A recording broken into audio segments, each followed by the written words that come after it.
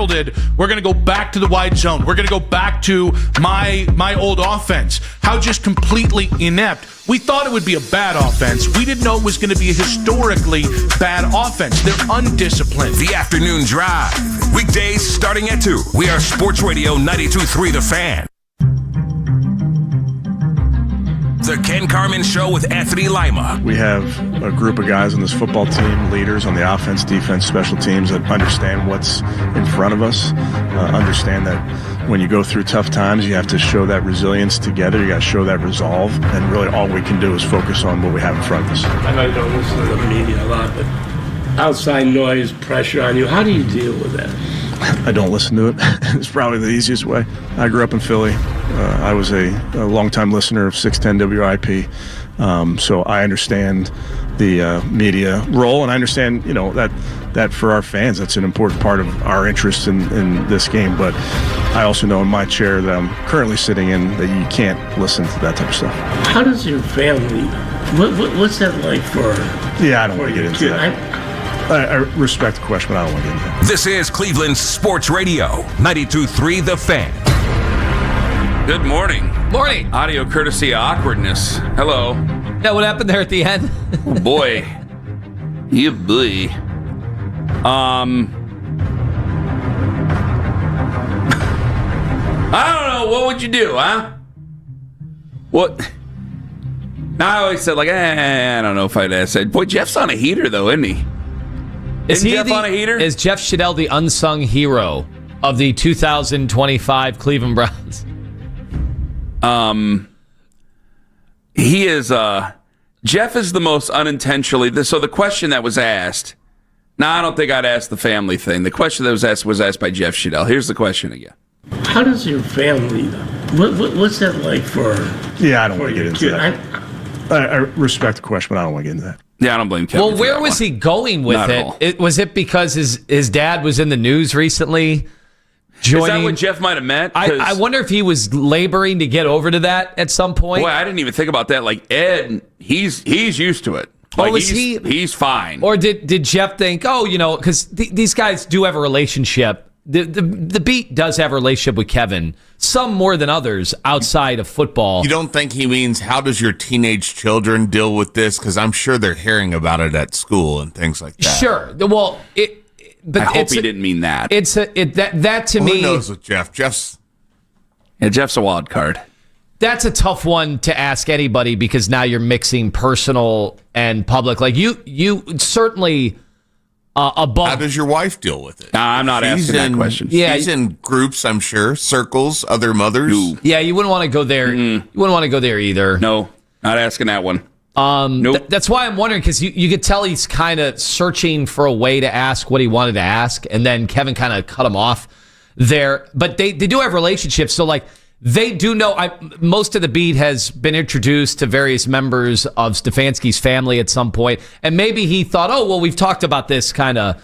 Maybe he forgot in different settings, and now he's intertwining them, which that's probably not the time to do it. I mean, Kevin knows the pressure. He might say he's avoiding all the discussion or anything that's being talked about in the national setting. Remember, there was a lot brought up about Kevin and how he was handling Shador, and that was national fodder. So Kevin knows that his job stuff, and truth be told, Kevin, as someone who was raised on WIP in Philly, as he might be prone to tell you once in a while. Scratch that check. He knows that all this stuff is going to get circulated when you're 1-5. He's a head coach of a football team that's in the NFL. He knows that his job. I mean, good God, they're talking about John Harbaugh. I didn't realize this. I wish you would have asked Ken Wyman or Bob Haney about it yesterday, because I just assumed he was fine and everybody understood. And then I heard Pat's show right before our show, and there's a caller there from Baltimore talking about John Harbaugh's job safety. Went, whoa, what? I thought everybody just understood there were guys injured. Like, you can be upset with Zach Orr probably, but like John Harbaugh, I thought he came out on the other side, and it's like, all right, there's going to be, at someday he would get retired or a mutual parting of ways, but not fired, for crying out loud. Either way, Jeff is a wild card, because I didn't know that Jeff asked that, so it's a weird transition, because I've been champing at the bit. We had some other things we had to get to yesterday. Jeff is one of the most Jeff Chidell is one of the most unintentionally hilarious reporters that you'll have, where he doesn't try to be friends with the players, but they all love him. And for like generations, they all love him. Like Joe loves him. And it's basically because of, the where are you calling from, Josh? Like that type of thing. And then what happened on Monday here? What? So Mondays, right, are always Zoom press conferences. Yes. They are not in person. They're not in the media center. Yes. So they go to Zoom. I'll just give you, this is 2 parts, right? This is Jeff being called on. He gets called on. I don't know if it's Kelsey or who's doing the Jordan White. Jordan White. That's who it is. Yep. Yes. Nice lady. And they're doing the, you raise your hand in Zoom, essentially, right? Mm-hmm. And then they pick you. Well, Jeff was not there. Jeff, you good? All right, Jeff, we'll come back to you. Okay, so that happened, right? So they do a couple more questions, and then finally, Jeff's ready to go. All right, Jeff, we'll try again. Yeah, sorry about that. My cat walked across my keyboard. Sounds very believable, Jeff. Yeah. So maybe you tried to ask this question on Monday. Okay, I want to know, how old is the cat? I have had this happen on Zoom, so I can relate to Jeff Chidell. Yeah, we have a lot of things in common. Milo walked across your that was Milo. No, Milo at that stage, had some sort of formation on his paw, and the poor thing was dragging at the end. It got infected. Boy, at the end, it gets really sad. Makes the decision a little bit easier. Poor Milo. He's still. Does it make it easier? Yeah, because when they're in that kind of pain, when they're suffering like that. Well, now we're going down a really sad hole here to start the show. So does Jeff walk into the vet and go, he's ruining the press conference? Yeah, now he's getting in the way of Kevin Stefanski answering the tough questions about his family and how they're dealing. Your family, what's that like for? Yeah, I don't want to get into that. I respect the question, but I don't want to get into that. Kevin, when do you decide to take your cat to the vet for such a thing like that? Drop paw. Now that's the tough question. Now, little Dora is jumping into action. She's all over everything. So anytime I go down and do a pot, she almost interfered with the Dockich podcast that I did. Oh no, a couple of weeks ago, and then I had to place her outside of the office. Really? Went from hustling on the air with Dockage to hustling the cat off. Does she still have her claws? No. Oh, yes. Yeah. Oh, okay. So very careful. I wanted to get rid of them, and Sarah said you can't. Oh no. Said you can't do that now. It's a big thing. My dad. But it's not illegal, right? No, you can get them declawed, but it's a big thing. Like people get very. It's become ethical. Emotional. Yeah, it's an emotional thing. Like I remember we had a cat. My dad had a cat named Chelsea. I told you guys a story about her death, right? Mm-hmm. Many times. Okay. Mm-hmm. And how I found her clutching to the last breaths of life. Anyway, she had claws, and she lived till she was 22 years old, Chelsea did. And when this a couple years before she died, she was like scratching some things here and there. And I go, well, why didn't you just ever get her declawed? And my dad looked at me like I was a monster. And I go, what are you talking about? Like my dad and animals are like this. They love my dad. My dad loves animals. And my dad was like, Kenny, how dare you? And I go, what? And he goes, how about I just cut off half your fingers and see how you like to hold things? You're sitting there and you're going like this, Kenny, like this. And I'm like, all right, dude, geez, just get off me. I don't care. All right, I think about that. Don't get the cat declawed and stop complaining about the couch getting all ripped up. And they goes, why don't you stop coming home drunk and throwing up all over the couch? I said, all right, you know what? Never mind. Forget I even brought it up. We don't need to do this now. Forget I even brought it up, Pop. Potato. Yeah. You know what? Maybe you got a point. Can we compare and contrast the declawing to circumcision and ask which one is a little more? Well, the Browns aren't going anywhere, so 216-474-0092. The second has certainly been a topic this last week. Yeah. Yes, it certainly has. I'm sure coming in hot is going to be a very vivacious segment, to say the least, coming up tomorrow morning. But it's very Jeff. A cat walking across the keyboard is extremely Jeff. I just love the visual. So yes. Do the reporters have to have their cameras on or no? Yeah, you usually do. Okay, because you put a little hand thing. There's like a hand emoji there, and that means you want to ask a question. And then they call on you, and then you ask your question. Usually they're on camera. Okay, also as part of any kind of Zoom in 2025, I don't know, when you do the Zoom, do you just have it on the director's cut, whoever is talking? Because I don't. When I'm doing my conference calls with coaches, I have everybody. I have it Brady Bunch style. Yeah, because I have to see if there's going to be a Tubin incident or whatever from CNN. I need to know everything that is on in my peripheral vision. Mary Kay's on at 8:20. You have to ask her about what she. I'm not asking her about that. You're not asking her about that. Jeffrey Tubin? No. About the cat. The cat? Ask her about her reaction to it. Okay.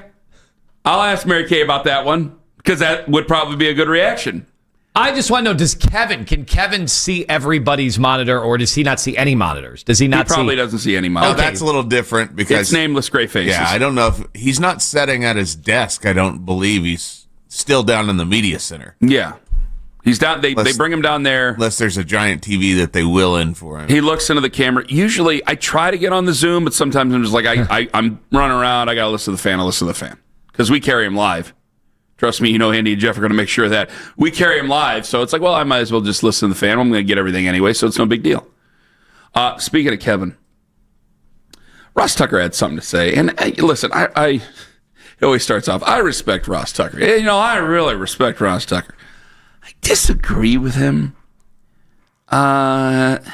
Which one do I want to go to first? Because I think I changed my mind here. Owen, do you have number 5?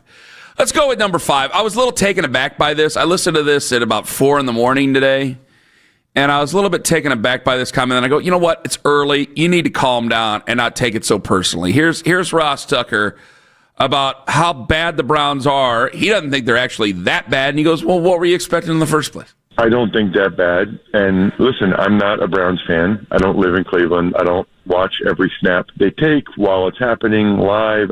I get all that. And if I were a Browns fan, I'd be super frustrated too, but welcome to the club. What do you think Ravens fans are thinking right now? They're the Baltimore Ravens, Super Bowl favorites. They're 1-5. The Miami Dolphins, they thought they had playoff hopes. I mean, no offense to Browns fans listening, but the teams that are 1-5, the Browns are pretty far down the list in terms of preseason expectations for what they would do this year. They probably could have, would have, should have won another game, whether it was the Cincinnati game or the Minnesota game, but they also could have very easily lost the Green Bay game. I kind of feel like the Browns are about where I thought they'd be. Now, they have some real opportunity coming up this month. You got the Jets, you've got the Dolphins, you've got a bye. They could very easily win a couple games this month. I don't know if you guys want them to win those games or not, but they very easily could.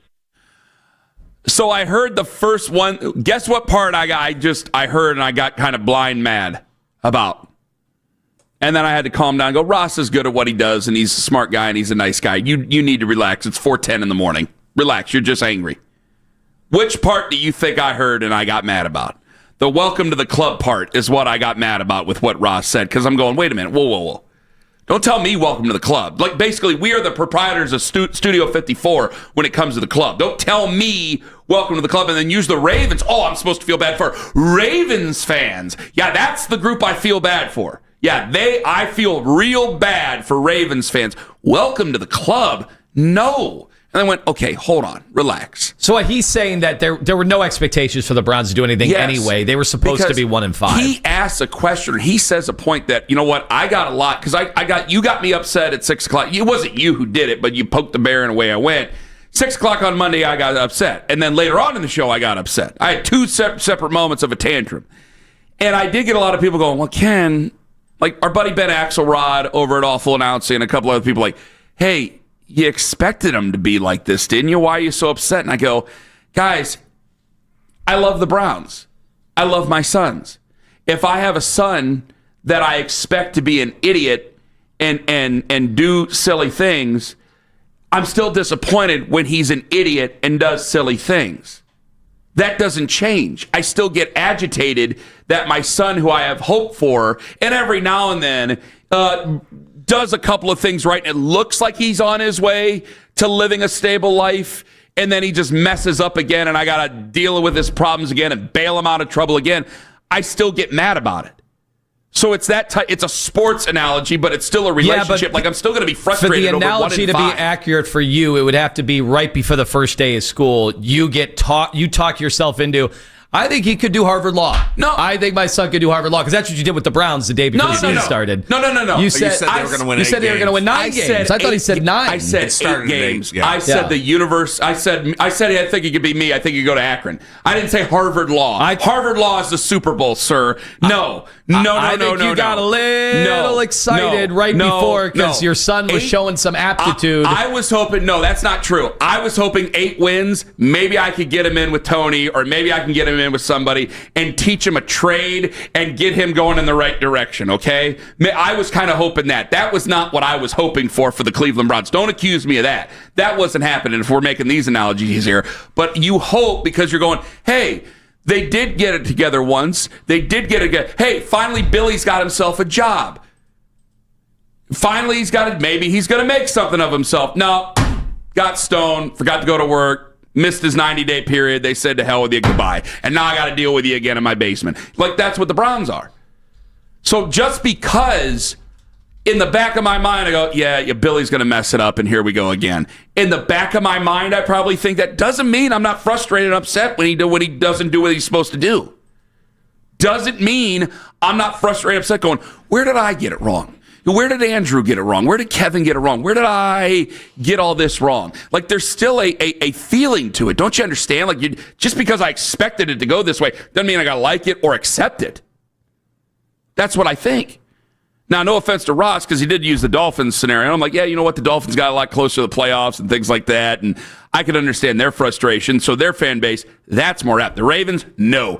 Zero sympathy whatsoever. Kiss my ass on Euclid. No way. No.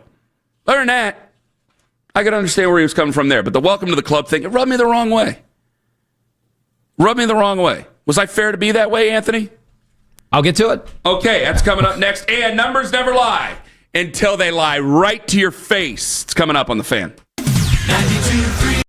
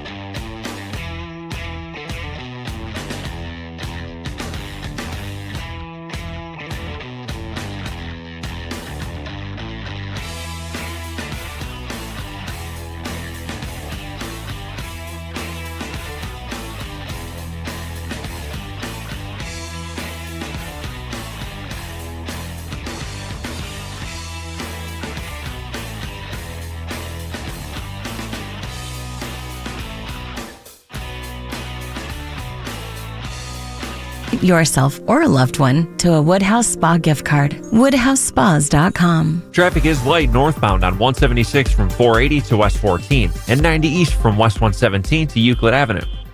This is Joe Checkeye for 92.3 The Fan. Whenever you need to talk about the Browns, we got you covered. We are Sports Radio 92.3 The Fan.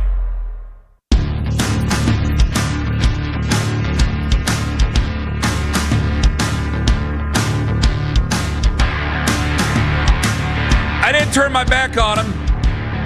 I'm just being honest with you guys. More on that in a moment. I asked Lima, am I right to be upset? Am I wasting my time and yours about being upset? This got brought up a little bit on Monday. But, you know, when Ross Tucker, and I just thought the comparison to the Ravens fans was not the good one. And listen, I respect Ross Tucker, eraser phrase, all that stuff. I just happen to disagree on this. You can't tell me welcome to the club. We own the club. We are the proprietors of the club of disappointment when it comes to a Brown when it comes to an NFL season. And you can't one side tell me, you know, there's a lot of people out there who've given up on all of it. Okay, but I'm not supposed to be upset about 1-5 because the defense has played relatively well for the most part. It's still ranked amongst the top of the NFL. We can argue about whether or not they are. Fine. I know I guess I found some Jim Schwartz truthers some way, somehow, but you know, that's for another day maybe. The defense has played well enough to win football games. Your offense is as bad as it's ever been since 1999, and I think worse than the 1999 offense. This is beyond a disappointment.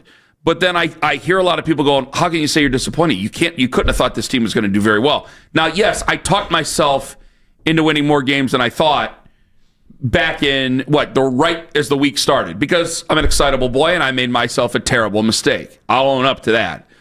But overall, if I didn't think it was going to go that way, it doesn't mean I'm not disappointed and angry that it didn't go that way. I want you to prove me wrong. I want you to calm the fears in the back of my head. I think for me, Ken, it's not necessarily like I've talked before about, hey, if you have lower expectations, you can't possibly get as mad. And I think that's all Ross is saying. Like, the Baltimore thinks they're going to the Super Bowl, and then it looks like they could miss the playoffs and fire their coach. Like, that chasm between the two does cause a fan base to get a little more emotional. When you're just bad every year, I do think there's more apathy. Like, there's not apathy in Baltimore. Like, they sold out their home opener. Like, I understand. We didn't even sell out our opener. Well, they had a 30th anniversary celebration against the Browns, so maybe they're getting what they deserve in so many ways. Yeah. But I get the letter of the law. What Ross is saying. I think if anything, your frustration's not about this year, where Vegas had you at 4.5 wins. I think your frustration is this is year 6. Yeah. And Nick Chubb's prime's already wasted. Yes. That's gone. Yes. Batonio's prime is done. Wyatt Teller's prime. You're hoping, you're praying that Miles Garrett and Denzel Ward get another 4 years where we can have one more, as Mary Kay puts it, the next Super Bowl window. But, you know, you obviously, you didn't make the most of the Baker Mayfield experience. And so that's 6 years, and it's not just 6 years. Mm-hmm. It's the 1-15 and 0-16 before that. So now we're talking 8 years. You know what I mean? Like that. I think that is really not. Man, well, we're 10 years. We're over at 10 years now. But Anthony, that's why I'm saying what I'm saying. Like, if they got in, like, I look at the Ravens and I go, gosh, you guys got a plethora of injuries. It's you got, and your main guy Lamar Jackson's hurt because they've been good. I actually understand. I think there's more understanding. Like, hey, maybe it's just not your year. I know you got close before, and there's frustrations of getting close, but I'd much rather get close and not be there and fail at the end than what we've been dealing with. Because I would feel something. Well, yeah, because they have hope. They have hope that once they get Lamar Jackson back, either this year or next year, they'll be good again. Exactly. And we don't have that. And hope. us, we don't. We don't. I mean, Ross in the same interview goes on about the 2026 draft class and how it's not a very good class. And I'm going, so I'm just supposed to sit here and be apathetic about this whole situation? Well, some people are. That's a problem. And that's the biggest problem, I think, for the Cleveland Browns themselves and for their ownership group. But I feel way more frustrated if the Browns had the same history that the Ravens have had recently over the last 10 years where, you had that couple years where it went by the wayside because of Joe Flacco at the end, and then they get Lamar, and then you have this takeoff. And I would get tired. I'd be upset with running into the Chiefs as well, and then running into the Bills and all the other stuff. Yes, that would be frustrating, but it's better than this. It's better than not having a lot of hope. It's better than the laundry list of names whose primes you've wasted. I feel much angrier at 1-5 again than I would if I were the Ravens or if I were any other competitive team that's fallen on hard times here recently because of injuries. I think I have more understanding. That's why I'm going, man, you guys really want John Harbaugh fired over there. He does a really good job. They have a lot of injuries. There's explanations to this. Yeah, they've given up some fourth quarter leads here over the last few years, which has been remarkably terrible for them. But overall, they've been a fantastic team. They've been well run. Everybody wants to draft like they do. I mean, I can't stop saying when it comes to respect and things like them as an organization, other than what they did in week 1 or week 2 for them, week 1. I think that there's a lot of understanding there. I feel much more understanding about what they're doing than what we're doing. Because I'm just watching. I got arguably the best player in football, and people just want to trade him. And I go, you can't trade him. He cost $73 million against dead cap. I got guys doing segments nationally, not even bothering to look at the spot track because that's how bad of a situation you're in. Oh, trade him to the Cowboys. No, you don't understand. You can't trade him to the Cowboys. They can't take the cap hit. No, it doesn't matter. Trade him to the Cowboys because that's how bad we are. So I've seen good players. Like before, we used to have this argument going, well, you think they're good, they're just good for the Browns. No, Joel Bitonio would be great on any team. Nick Chubb in his prime would be great on any team. Obviously, Miles would be great, if not even greater, scary to say, on any other team. And what has happened? You've wasted that time. And I'm supposed to say, yeah, this is about where I thought. Okay, yeah, that's really good. Yeah, so you're driving around on 480 or 77 or wherever, and you hear the guy on the radio, oh, well, I expected this to be this way. Anyway, how was your day? Like, that's not how that works. That's not how that works. You don't think it's kind of how it has been working, though, this year? I think for the general fan who wants to go ahead and wash their hands of this, go right on ahead and do so. That's your job. That's what you want to do. That's your priority. But I can't stand idly by and watch this thing sink deeper and deeper into the oblivion and not have a way out. You know, that's why, and I wanted to bring this up with him. I don't mean to take the air out of the room here with you, okay? I wanted to bring this up with Ross where he said, you know, people are turning against Stefanski. It's not turning against Stefanski. I'm not turning against Kevin. For that fact, I'm not turning against Andrew. I just don't think there's a realistic way out of this for them. What's the journey? Because you don't think they can fix it. So yes, that is turning against them. It's not turning it. I want them to do it. I just can't see a way that they do. I would love to not fire anybody. I'd love to do a lot of things that aren't possible in life. Because I don't think it's possible for them. I don't think they can, and therefore that's why they need to go.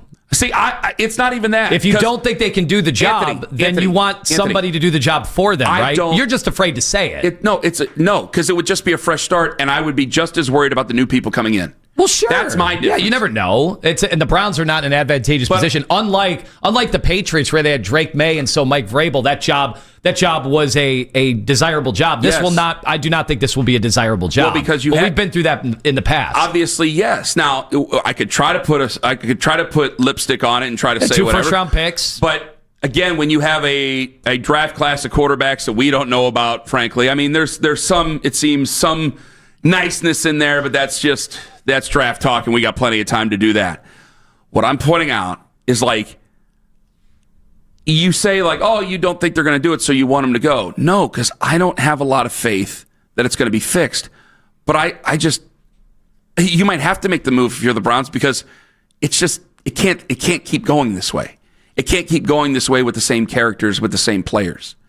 You have to go in a different direction. You're going to have to start fresh. Okay, you're just because I don't see it realistically doing it. You hear it. You hear what? You're struggling with it because you like them personally. I'm not struggling with anything. I'm telling you the truth. You know they can't do the job, and so if they can't do the job, then you know you have to move on. You could get. You just don't want to say it. You can get members of my personal family, and I don't think they could do that. You could hire me, and I don't think I could do the job. If you let go of Kevin and Andrew, go, Ken, you're running the team. I'd go, where do I start and where will that finish? Like, what do I take on with this? Wait, you're saying you don't think it's going to give me any amount of time? You're saying you don't think anybody out there can do that? There's no person who can help fix this? Before, there were guys that you got excited about. I don't know if there's anybody I'm excited about. That's realistic at this time. Well, you've just lost hope. Yeah. You've lost all your hope. And I'm mad about that. Can I be mad about losing hope? Yeah. Thank you. How do you get it back, though, Ken? Like, are you going to set in this cycle of as of right lost now, hope until January when someone will get trotted out before you? Hopefully it's not the 7th guy on the list. And then... honestly, I think you've tapped into something here. What? That what Owen, I think Owen has... He's done a psychological analysis of you just listening to this conversation, and the way that you're putting it out there is you're just wondering if anybody can do this job, period, in Cleveland, Ohio. And it's like, well, there has to be somebody. Well, not with this group, not with the restrictions that they have. Not with the restrictions that they have. I still don't even know. We got Miles Garrett, and I'm going, yeah, if he wouldn't have signed the contract, I don't even know if we have enough draft picks to start to replace all this, because I still have to tear down going into next year. Don't we get it? I mean, but how in 2016, you tore down. And maybe you tore down even more, and I don't remember because I don't want to remember. But it was like torn down to the studs. That was the whole thing. 2016, it's down to the studs. And then you started, because you got Miles, you started to get it, but you ended up being even worse that next year. I still got to shed players. We're 1-5. I know, Kevin. And I still have to shed players. We're in a league where the Indianapolis Colts are 5-1 with Daniel Jones. Like, you can, even if that's not a long-term thing, there's always, it's the NFL, there's parity. A team can totally change in a year. But somehow we never are that team. I know. Somehow we're never that team. So I have to operate under realism here instead of just hope. Because hope has gotten me very little over these last how many years. So I have to operate realistically. And the realistic thing of things, the only thing I can see realistically is that there isn't a way out for these guys and that this team is 1-5. And if you lose against the Miami Dolphins, who seem to all hate each other right now, I can't imagine what the show's going to sound like on Monday. We're going to be doing Except I probably can't imagine because I've done that show many times We're going to be before. doing a coaching search show. That's exactly what's going to happen if you lose to Miami. It's it's Thursday. It's a bad day. We got Adidi coming up at 7:20. Is she going to make the day better? She always has a little bit of optimism for us. Oh, I know I'm going to feel better. I got frustrated Steelers fans around me because the numbers never lie, except when they lie right to your face. Ken Carman, Anthony Lima, take us with you to work on the free Odyssey app. Anthony Lima for...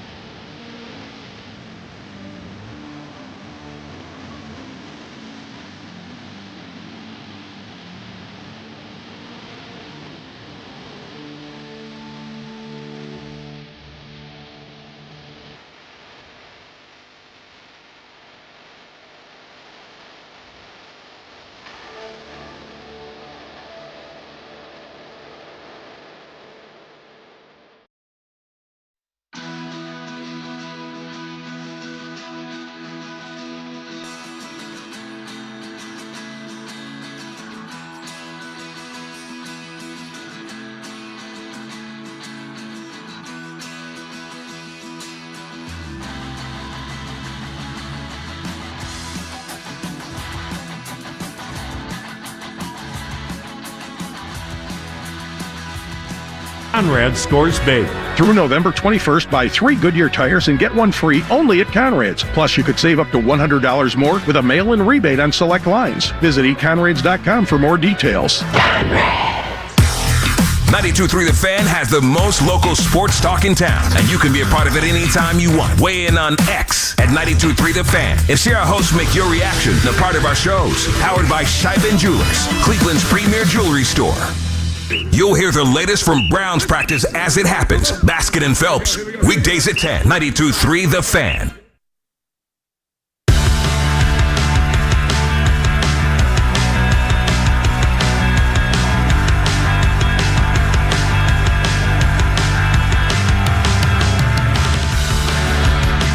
I'm having an existential crisis, I think.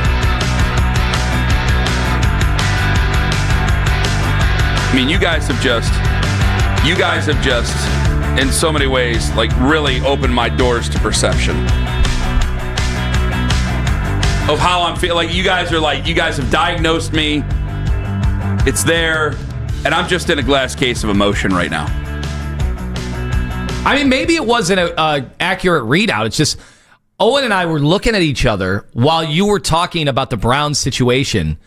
And I was going in circles trying to get myself in a better mood. Yeah. I don't know. Maybe that doesn't mean what we're saying is right. I wonder how the listeners took it. But when you were saying, well, Kevin and Andrew aren't doing the job right now. It's been 6 years. You don't even know if anybody could do the job.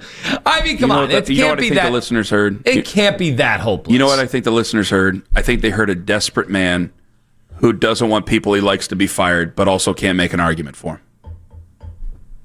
Isn't that what it is? Yeah, that's a fair assessment of what you just did. It's what I am. I'm a desperate person. And I even just said, because you guys... But what's more important to you, the football team or the coaching staff? Because I know you're friendly with you guys. Obviously, you went to the gala. Okay, but, I like those guys. Oh, the gala feels like it was 25 years ago. Yeah, but they never okay. It's not like they. I mean, it's not like they're living paycheck to paycheck. They will be taken care of for life if they really want to. And Kevin will get hired. He'll be an OC next year, right? And if not, he'll be on WIP. But I really wish he'll have to listen every day. I don't think he's a host. I don't think he's going to do that. That'd be great if he did. If all of a sudden he was just this flamethrower. We just saw a different guy. Yes. I would love to be and I've got a couple people I can't. There are Stefanski supporters out there. They're in my mentions right now. Guys, I'd love to be on the documentary saying back in 2025, I didn't know how they were going to figure it out, and somehow this, that, and the other they did. Would love to. I don't see a way out, and that's my issue. And I have a lot of respect for Ross Tucker. I love that he goes on the afternoon show every week, and he's a lot of fun. And the ball cannon is a fantastic product. However, I just got really frustrated when told, welcome to the club. Guys, we're in the club. We're in the VIP of the club. And sometimes it feels like we're never going to get out. And I looked at this game, and even I talked myself into this game. Well, the way Ross says it is it's this year's club, right? Every year there's a new club. The Browns are always in the club, save for 4 seasons since they've come back in 99. Yeah. They're in the club, right? But to me, it sounds like you're a guy, you've never called for anyone's firing or anything like that, but you don't think that they're going to turn around. No. So what's the point of doing it at all? Exactly. And I don't know who they're going to get, who I'm really excited by that, okay, this guy could get it done. They still have so much work they got to do before they build again. That's my issue. There's so much you have to do. And the quarterback situation, I'm going to be really frustrated by then. And I even talked myself into it. I said, the run defense is so bad. I even said this during the break. That run defense that Miami has is so bad. I don't care about the backups. Talked to Siciliano last night on the preview show. They had their 4th and 5th tackles out there, the Chargers did. Line up and run the effing ball down their throats and get out of there with a win. I don't care if you score 20, run the ball, pour it, and win the game. That's what I want. And I'm telling you right now, I don't know if they're going to do that. And if they don't do that, I may just come in here dressed like a clown on Monday, like a literal clown in makeup on Monday and do the show. Because I'm at my wit's end here. It's a lose-lose for the coaching staff, especially on Sunday, right? If they win, nobody cares because it's the Dolphins. Yeah. You get no points for beating a team that's worse than you, right? No. And if they lose, you might as well get the boxes ready. I don't know if I have enough anger left if they lose. It's just, this is what it is. Well, that's and the I'm problem. on my as a guy who's been through it before, who's been through the divorce before, it's anger, love and anger are very similar, right? It's when you don't care anymore. That's where the problems are. So, man, you couldn't have said it any better. Do you think that Miles Garrett had a good game on Sunday? I did not think he did. I didn't say anything really in his defense. However, PFF came to his defense because somehow Miles has done it again. J.J. Watt went on ESPN. He was perturbed by it. He had no idea how PFF could have done such a thing there with the rankings. In the TJ Miles conversation, people want to take that and turn it into something different. I've had my issues with PFF for a very long time. I was their number one rated player. I had over 100 score while I was playing. They had to change the system. They literally came to me and told me we had to change our system because of how you did it. So this isn't a guy who had bad grades who's disgruntled. I literally was their number one guy, and I still hate it. PFF has a lot of very beneficial tools. The number one issue with PFF, by far, bar none, hands down, is their player grading system and the fact that they project it everywhere, including nationally televised games on Sunday night where everybody's watching. And they make it underneath the rankings where it states as fact 91st out of 97th defensive tackles. And that is a completely made up number. Audio courtesy ESPN. Man, I can't understand how I could look at that game and think that I got to be careful I say this because they'll record it over there in the afternoon at that other place. I can't say that I watched that game and can ever tell you that in that game in particular, that he had a better game than the other guy on the other side of the field. That I'm not going to say his name because I'm not going to let him put the sentences together and play that over and over again over there. There's no way.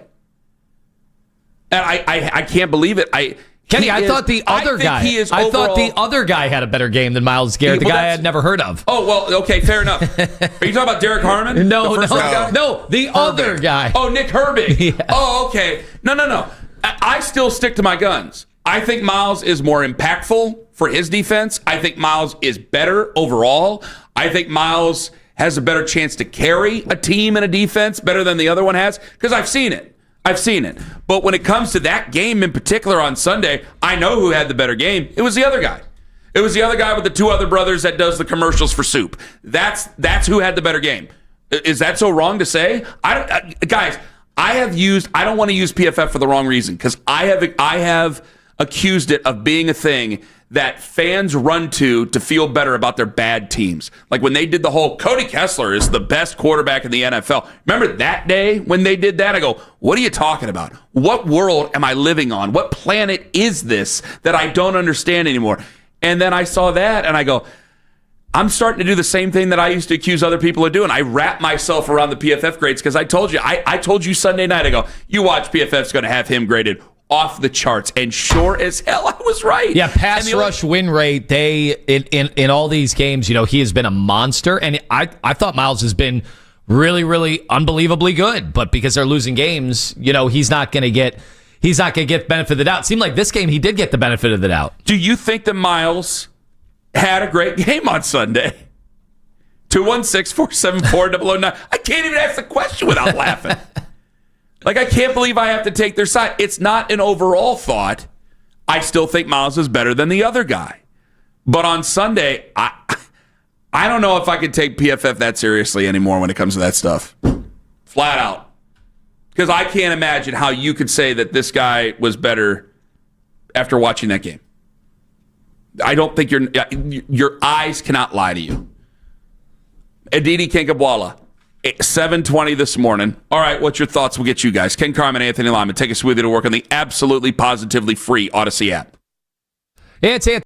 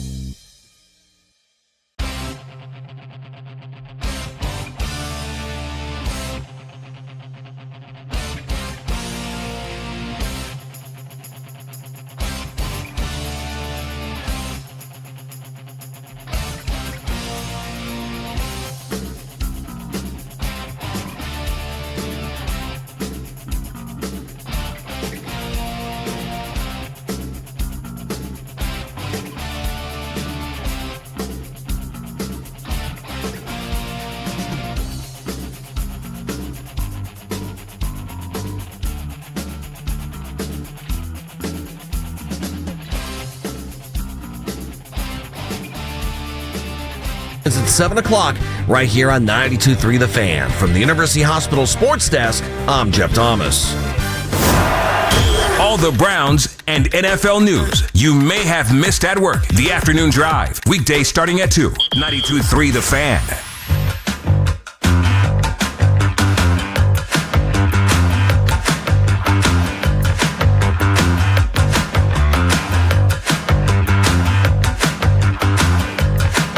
Hey, one thing off my chest here.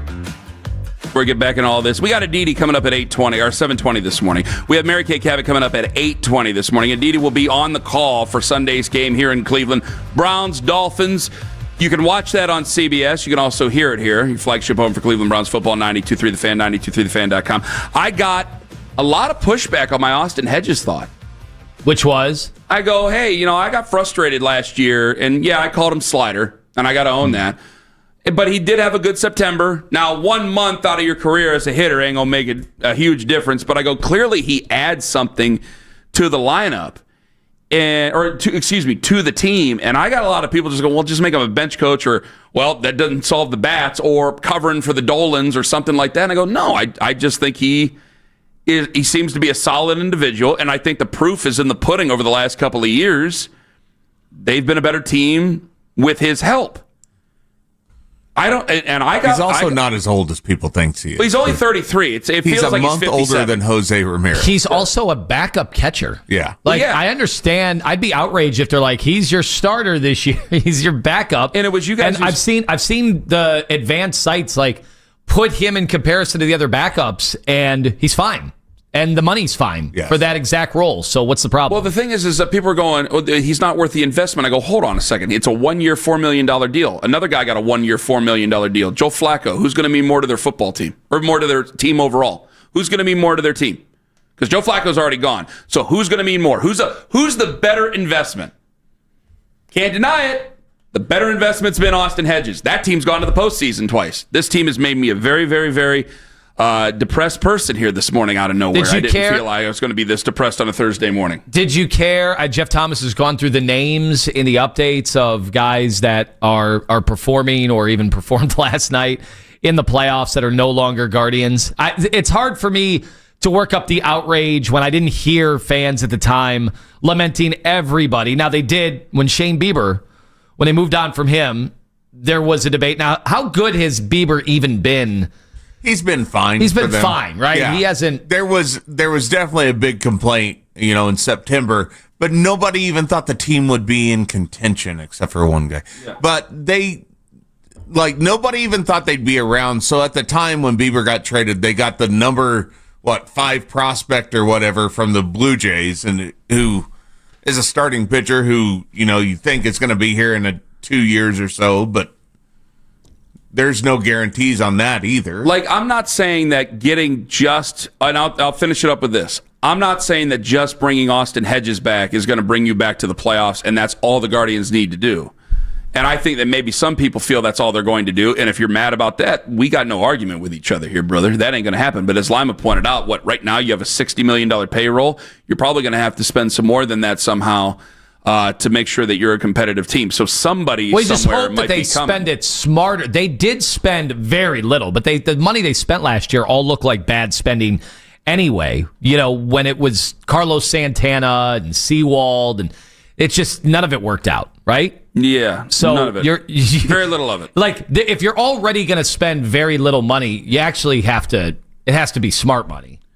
That's what was so surprising about them in general, is that it just did. Well, the plan of attack last offseason. The guys that ended up helping them were the homegrown guys. It wasn't anybody that they brought in. Although Santana's going for another Golden Glove. I saw that. We got Adidi coming up here in about 15 minutes, so I want to ask her about the game and obviously what the plan of attack is after this, because Ross Tucker, he was on with the afternoon guys. By the way, here you go. Here's your game notes for Thank Sunday. You. I'm sorry about that. I just put them under They're still doing these in color. Well, everyone knows 7:06. That's when we do the passing of the game. The game notes, man. You should have seen them in color. I'm just wondering, at 1 and 5, at what point do we spare? I mean, the printer cartridges are expensive. You want to go color all the time. High-end runs out when you're 1 and 7. Just because because you lose doesn't mean you don't try to do things first class. These are first class. They look great. Game notes here, my friend. I can trust you. Now I change mine out. I take the paper clip out and redo them. Anyway, I did get asked a question. We might have to do a power rankings here because I came to almost an epiphany where it's like,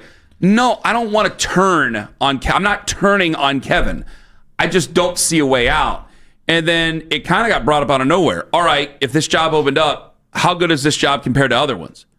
Because right now, guys, if we're looking at this, do you think Cam Ward has a future in the league? I don't know. Too early to tell. It's way too fair to say yes or no. Honestly, too early to tell. If the Ravens job opens up, like people seem to have a fever in Baltimore for it, that's a better job. If the Bills job opens up, that's a better job. The Bills job then catapults to the top, right? So who are you going to get? I want you guys to role play here for a second. Mm-hmm. Who are you going to get that you're going to feel really passionate about that's going to pick this job over those two jobs and stand up there in the press conference? You're going to be excited. Like people keep calling up John Gruden. All right, if John Gruden had the pick of the litter, is John Gruden picking here or is he picking those two jobs? He's picking those two jobs. Everybody wants to keep bringing up John Gruden. We've got a call every day for John Gruden. And I'm entertained by John Gruden. We're getting the Saban calls, too. We're getting the Saban calls. If Nick Saban had his druthers, which job is he taking? The fifth iteration we've had these calls. Yes, indeed. So that's, by the way, that's not a reason to keep anybody. I just already know, and you can't just say, well, anybody else is better. No, anybody else is Freddie Kitchens. We've had that before. So if we're going to eventually, I think it is, we're going to go down this road. If we're going to go down that road, then you better find yourself to be comfortable with some people that are not going to be the big names that you guys talk about at the bar or you'll talk about at the game on Friday night, tomorrow night. It ain't going to be that guy, especially if those two jobs ended up opening up.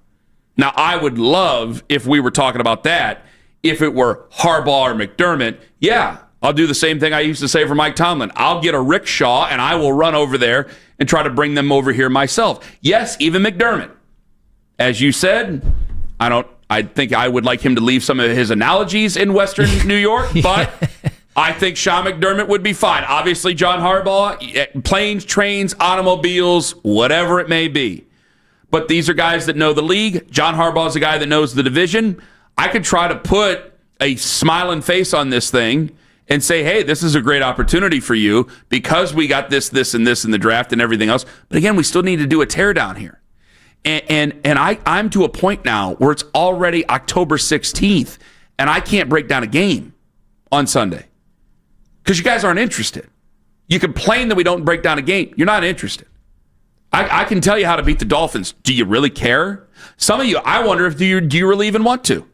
Yeah, because of the draft. Not because of the draft, because I think there's some people going, I think some people are doing the Torg. You remember when Torg was here with us for that short period of time between things? Torg would say he was more than willing to root against his own team because he wanted to get rid of people he thought were doing a poor job. I've done that in the past. So I'll be honest. Well, and then you also get the benefit of the better draft pick. That you want a new regime you want the job to be more desirable, so you want a better draft pick. And you can't say it's not a prevailing thought with a lot of fan bases. I mean, go to college football. Do you think Florida fans are rooting for Billy Napier right now? No, they want him out, and they want to make sure that there is evidence to bring him out because they probably think they're wasting their time again. If you were anti-James Franklin as a Penn State fan, you definitely were rooting for Penn State to lose this week. That's what you were doing. And then you got what you wanted. And I don't think I want to bring myself to it, but I can give you a ton of reasons why, I think they can win this game, but I think you guys would look at me like I'm a clown. And you would just look at the Browns. Miami has had dissension in the ranks. Tua came out, ripped his team on Sunday afternoon after their loss, then got ripped by the head coach, then had to apologize yesterday in a minute-long thing. Somehow he was able to work in that he thought the media took it the wrong way, which I don't know how you could take that the wrong way. I mean, the media didn't make you tell everybody that guys were coming to players-only meetings late, but, okay, the nasty media put words into his mouth. All right. Tua had to come out and apologize for it. We hear about Mike McDaniel's future every single hour of every single day and how it's tenuous to say the least. I mean, this is an opportunity. I don't know if it's to get back on track. Like some people said, well, you got an opportunity up here. Maybe let's take one step at a time because you still have the Patriots coming up after that, then a bye week. Yeah, then you got the Jets. And then you got some teams here that aren't so very good, but you still have some teams there that are quality opponents, and you're 1-5. So I can't just mark in a win against anybody because I'm thinking, man, they can really win on Sunday. But do I trust them to go out there and get it? It's not going to be 30-9 Browns. I don't think it's going to be that way. We'll probably be sweating it out in the fourth quarter, and it's going to come down to decisions. But you're right. Like Vegas has you favored by 2.5, which I think a Browns fan's like, we're favored in a game. And you actually know some players on. I know they don't have Tyreek Hill, but you actually know some players on the Dolphins. Bradley Chubb. But you like you said, you can run the football. You ran the ball against the Vikings. No name, but you get what I'm saying. Yeah, you ran the ball against the Vikings. Why can't you run the ball against? You can run Miami? the ball against this Miami team. They are horrible against the run. I think they might be dead last or close to dead last against the run coming into this game. They were not that good against the run last year, but you didn't have horses. Now you have Quinshon Judkins. Like, guys, I'm telling you. Get the ball to Quinshon Judkins 20 times. Get the ball to Dylan Sampson. Even mix in some Jerome Ford out of the backfield if you want to. You do not have to drop back 50 times in this football game. You don't want to turn the ball over. You have backup offensive linemen. It's much easier to go forward than it is to go backwards. You don't drop back that many times. Run the football. Get out of there with a win. You don't need to win 20. You don't need to score 20 points. Get out of there 16-6. 16-6. I don't care. 16-9. 16-15. I don't care. Get a win. Boy, I got to tell you, I think fans, if you were to give them that option, hey, you score 16 points, but it's a win, people would be like, well, that hurts us in the draft, and it makes me feel no better about our coach who's an offensive coach. It's a win. But at that point, is that forwarding the football? Is that helping you out? If you want to see him win, you want to see him score 30 because you'd be like, oh, maybe we have a breakthrough. Maybe now Judkins and maybe Dylan Gabriel plays really good. Maybe there's something developing there. If you only score 16, 17 points, 12 points, what if Judkins 13, scores? What if it's 17 points? Judkins scores 2 touchdowns, has 130 yards on the ground, and Andre Schmidt kicks a 40-yarder. Who cares? Yeah, but so style points matter in a 1-5 football team? It's not that it's style points. It's you need to see evidence that your offensive coach is having a breakthrough at all, which he hasn't had. And if he can't, then it still looks like, yeah, you just beat a bad football team, and now you actually hurt us in the draft, and you feel no better about your head coach. Please remember this. We are bringing this back. Oh, Adidi yeah, absolutely. Will join us. My frustration's more that it happened at the time that it happened. Adidi will join us at 7:21. And my first question is, do style points matter in a game between 1-5 football teams coming up on Sunday? Ken Carman, Anthony Lima, Adidi Akinkabwala from CBS Sports, 5 minutes away on The Fan. Anthony Lima, 4. Van score.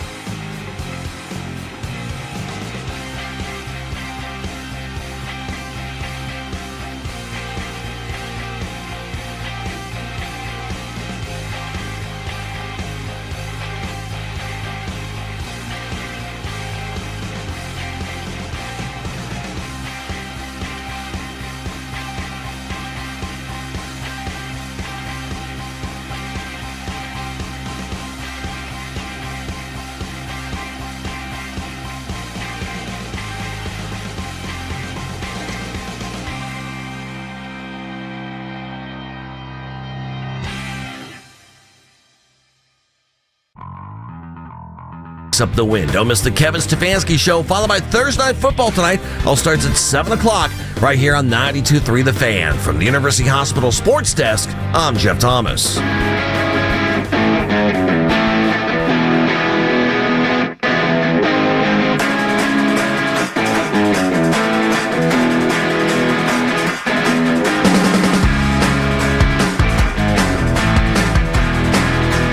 Thank you for the notes. You're welcome. Did you know that the Browns have gone 34 straight games without allowing a 300-yard passer? And if you're wondering out loud, yes, that is the longest active streak in the NFL. Hell yeah.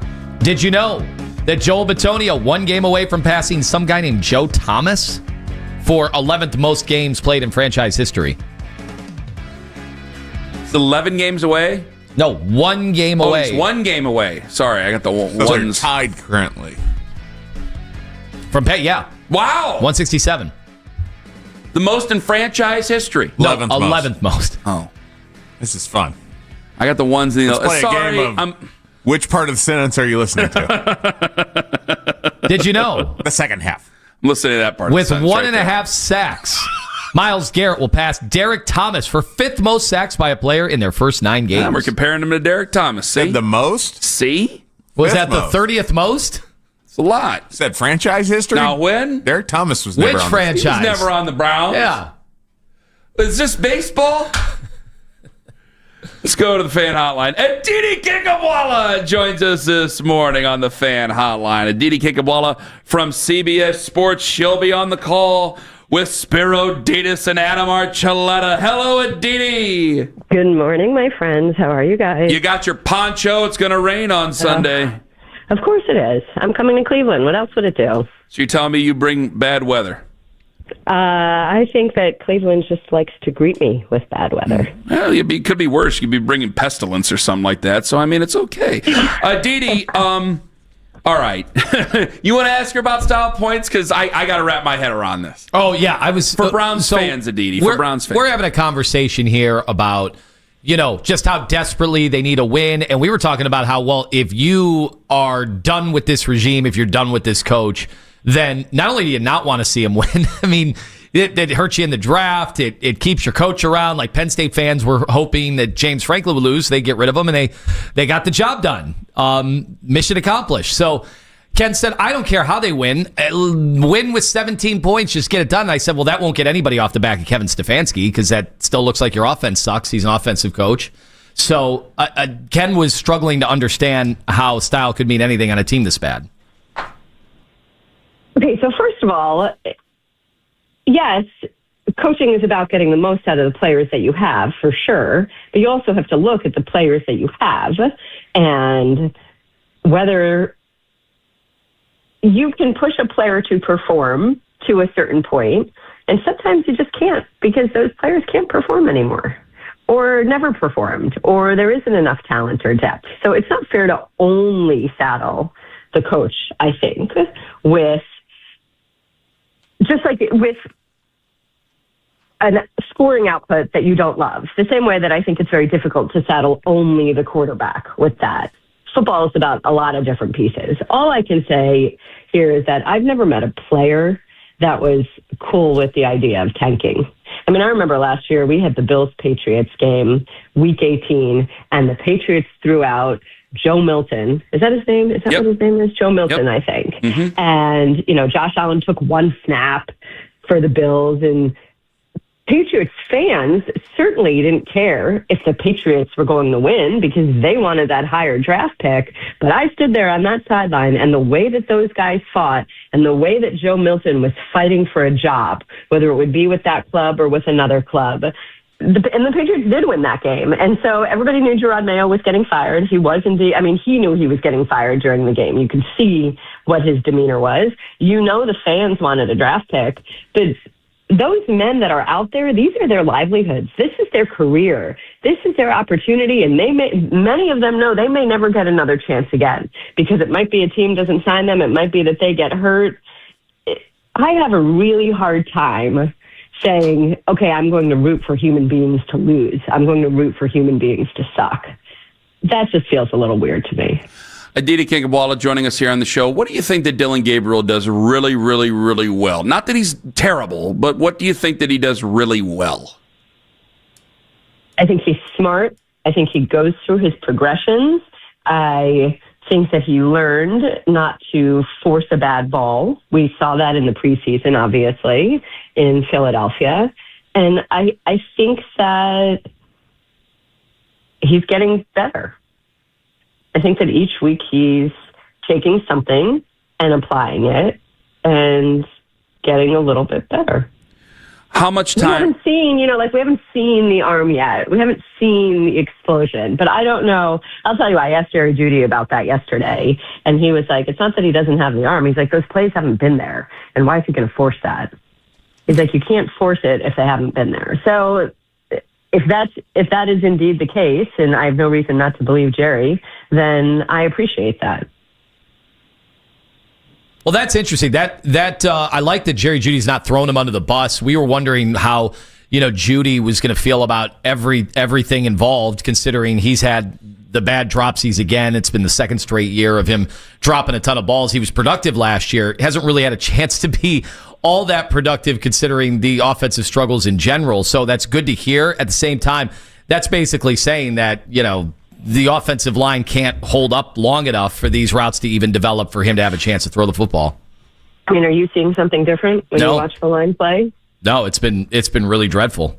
Which is exactly what I was saying at the top, that it's not fair. Yes, drops are one thing, but it's not fair to sit here and say, oh, well, Jerry Jeudy isn't producing. Oh, this run game isn't doing that. Oh, this head coach can't design an offense that's a little bit more dynamic, when there's a lot more to it. I mean, quite frankly, the line play has been really disappointing.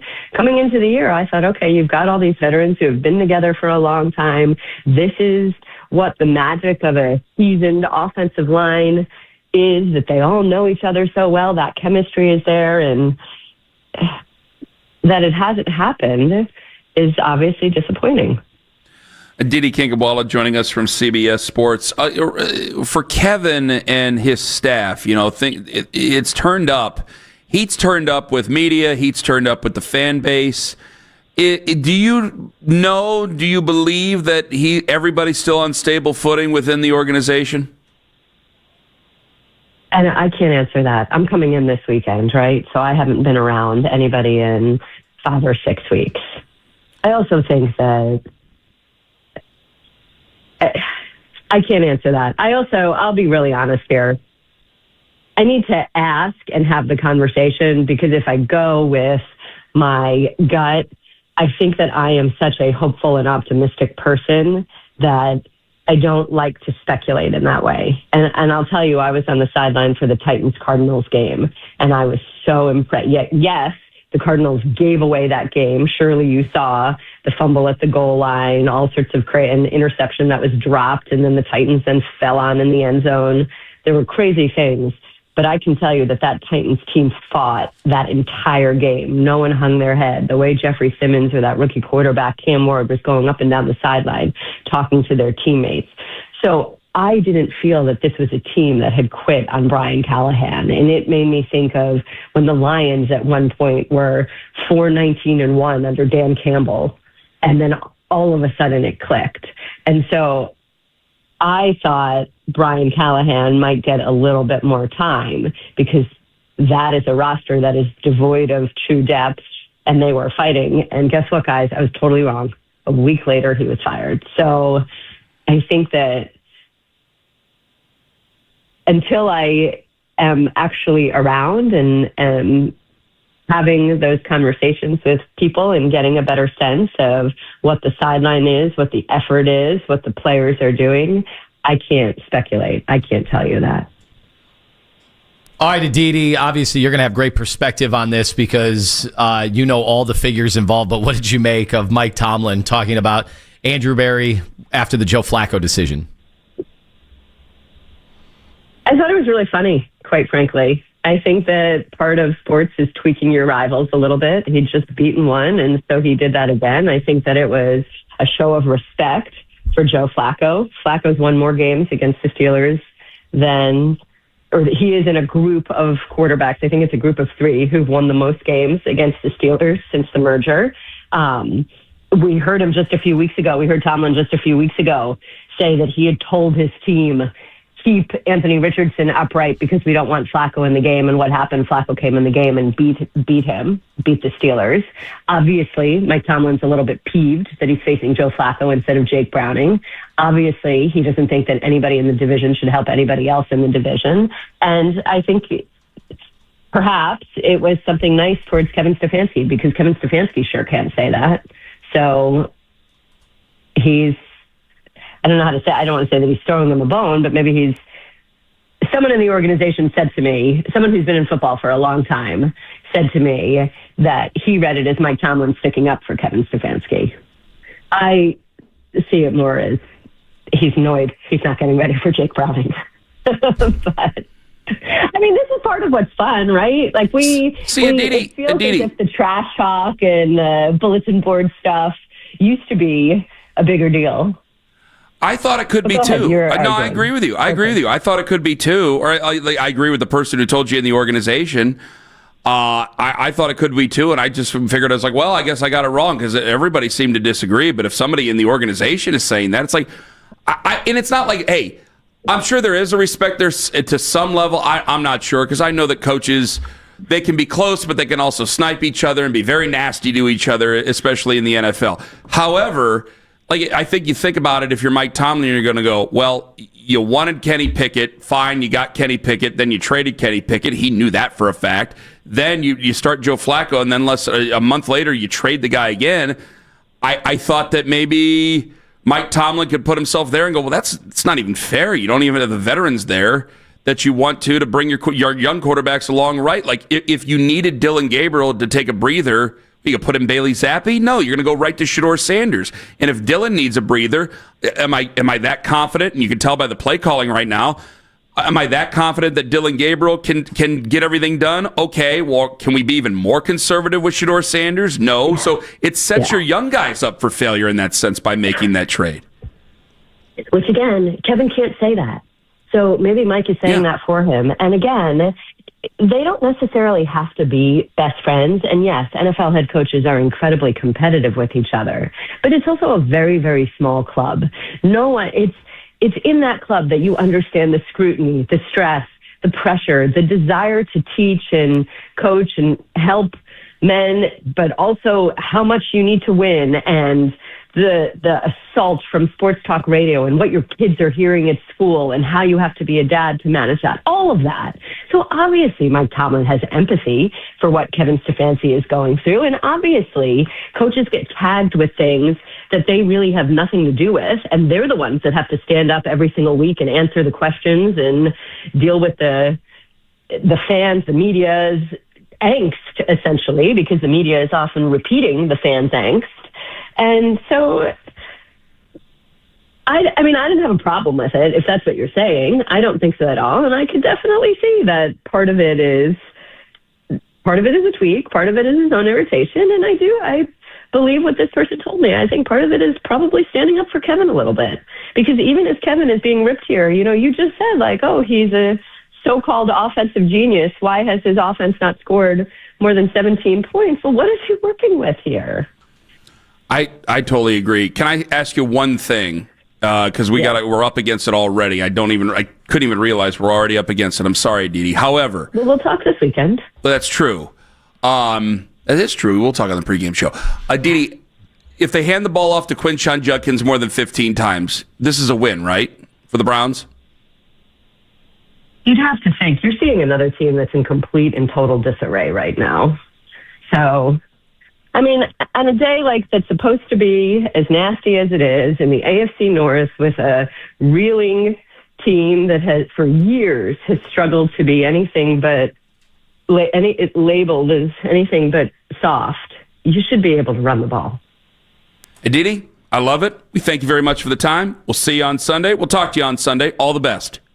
Sounds great. Bye, guys. Adidi Kinkhabwala, CBS Sports on the Fan Hotline, at Kinkhabwala on social media. Yes. There's an elephant in the room here. Whether we play Ross Tucker, whether we have Adidi on, basically everybody weighing in on the Browns right now saying the same thing. Hold on. Saying the same thing. They will Tell me what they're saying when we come back. Okay. We also have about last night, and I know how I sound right now, but I wouldn't want to be anywhere else, even especially when I got other hosts talking about me. Ken Carman, Anthony Lima, take us with you to work on the free Odyssey app.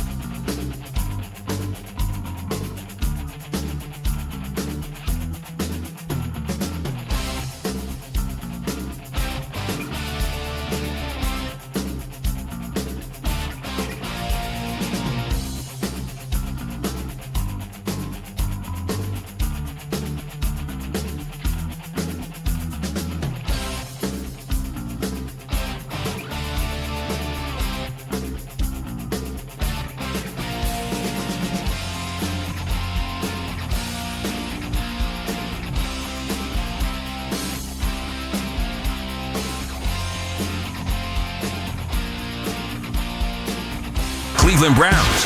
Here we go, Brownies! Here we go! 92.3 The Fan. So much can happen around the globe that we never hear of. It's embarrassing. We got to be better on defense. It won't matter till April. I think we know that. Y'all gonna write us off. We could go 82-0. No one would care. He's a piece of crap. The kid, he sucks. He's sucked his whole career. I got rumors about him. He couldn't please his wife, so now he's divorced.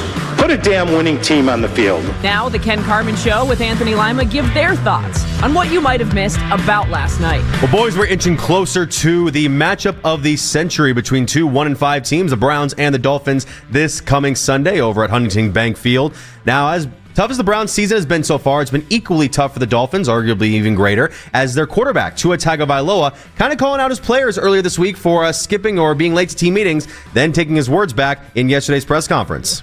You know, the comments that had been said, I would say I've made a mistake. I'm owning up to that right now. They know that the intent was right, but no matter the intent, when things get misconstrued or however the media wants to portray it, you know, that leaves a void of silence and a lot of questions for the guys on our team. We've questioned if Stefanski will have his job at the end of the season if he loses on Sunday. Does McDaniel get fired immediately if the Dolphins lose? That seems like it. Yeah. But it's weird. When you're hearing all that stuff, that kind of sounds like old Browns dysfunction. And I'm trying to think which is worse, if you're bad and dysfunctional, or if you're just bad and you don't seem dysfunctional. Which is technically worse? Because at least when you're dysfunctional, you think, well, let's hire the right people to make it functional, and then the hope is that we'll be good. When you're bad, and it seems like everybody for the most part has been on the same page, and you don't see all the same nonsense going on. Like, we're not having press conferences like that. Our press conferences are, we just can't really explain why we're really bad. There, it's pretty obvious. Like, you're looking at Miami going, oh my God, they don't respect the coach, they don't respect the quarterback. There's a real divide every day in the locker room. I'm not seeing a divide in the Browns locker room. We're just a bad football team. I didn't know Aaron Glenn wore the same pants and they are combined 1-11. Oh, I didn't know. Owen showed that to me. That's according to the internet and not any research that Owens. I think if they both wore 3-piece suits, I think they'd still probably be a combined 1-11, but still, I don't think it helps, though. Go ahead. Going from that over to the game last night, we had the Blue Jays. We're going from here to there. We're going from there to here. Game 3, where a couple of former Guardians players really got the Blue Jays back in this series, including this shot in the third inning. Swing and a high drive, right field. Robles racing back to the warning track, looks up at the wall. It's gone. Andres Jimenez with a 2-run blast to tie the game in the third. Audio courtesy of Blue Jays Radio, the 9-hole hitter for the Blue Jays. Andres Jimenez sparked a 5-run third inning that gave the Blue Jays a 13-4 win. Shane Bieber also went 6 innings last night. So am I supposed to be upset that we no longer have Andres Jimenez? Well, are you upset? No. He was a $100 million man that earlier this year had a Toronto Star article written about him, how they need to take him out of the lineup. So this is just luck. Bet at 210. Were we going to beat the Tigers because of Andres Jimenez? No. It's baseball, guys. Sometimes get a good pitch, they hit it out of the park. That's baseball. He's a professional baseball player. Yeah, I see more and more because, God, so many of these players around Major League Baseball on the bottom 25 teams just rotate different rosters every year, and then somebody's got to make the plays come postseason time. It's if we would have had these guys. The thing is, what I think you got to check back into is next year, because what they were doing was they were getting out of the way of the young, quote, talent that the Guardians have. And if that young talent is not really all that talented, then we'll revisit this and go, well, what was the point of all this? But if our young kids end up being really good, are you going to care that these guys, that we moved on from them? No. Wouldn't you just say they were blocking? Well, if he's a $100 million man and he was getting paid that much money to go 210 with 7 home runs for the Cleveland Guardians, and again, not help us beat the Tigers, we'd be losing ourselves right now. I vividly remember going to the games last year in the division series against the Tigers. When he slapped a single against the shift last year, it was seen as like this amazing breakthrough because he had struggled so much last season. There's no guarantees with these guys. Yeah. Moving on. Going from that to college football last night, we have some new, not news, but a sentiment yesterday from Todd McShay, who was on Dan Dockett's show via Outkick. And, with all the talk about the Penn State firing of James Franklin this week, McShay had some comments regarding not only Franklin, but another Big Ten coach. Well, I'm thrilled that Penn State made the decision it did. Image, selfishness, agenda, eventually that kind of leadership rears its ugly head. I think James Franklin got away with it for entirely too long. Unfortunately, with some coaches, it's all about them. I would absolutely do whatever it takes to get Frank Signetti, knowing that he has a background, Western PA guy, all that stuff. I don't think he has any interest, but he would be the guy I would target above all. Now, unless he's talking about IUP head coach Frank Jr., Kurt's brother. He meant Kurt. He meant Kurt. A lot of people have been saying this for the last few years about James Franklin, by the way. The selfishness, throwing other guys under the bus. I think, didn't he, after the UCLA game... Was it the UCLA game or was it the press conference right after the Northwestern game? Throw the coaching staff under the bus. I know some people were very upset about that around football.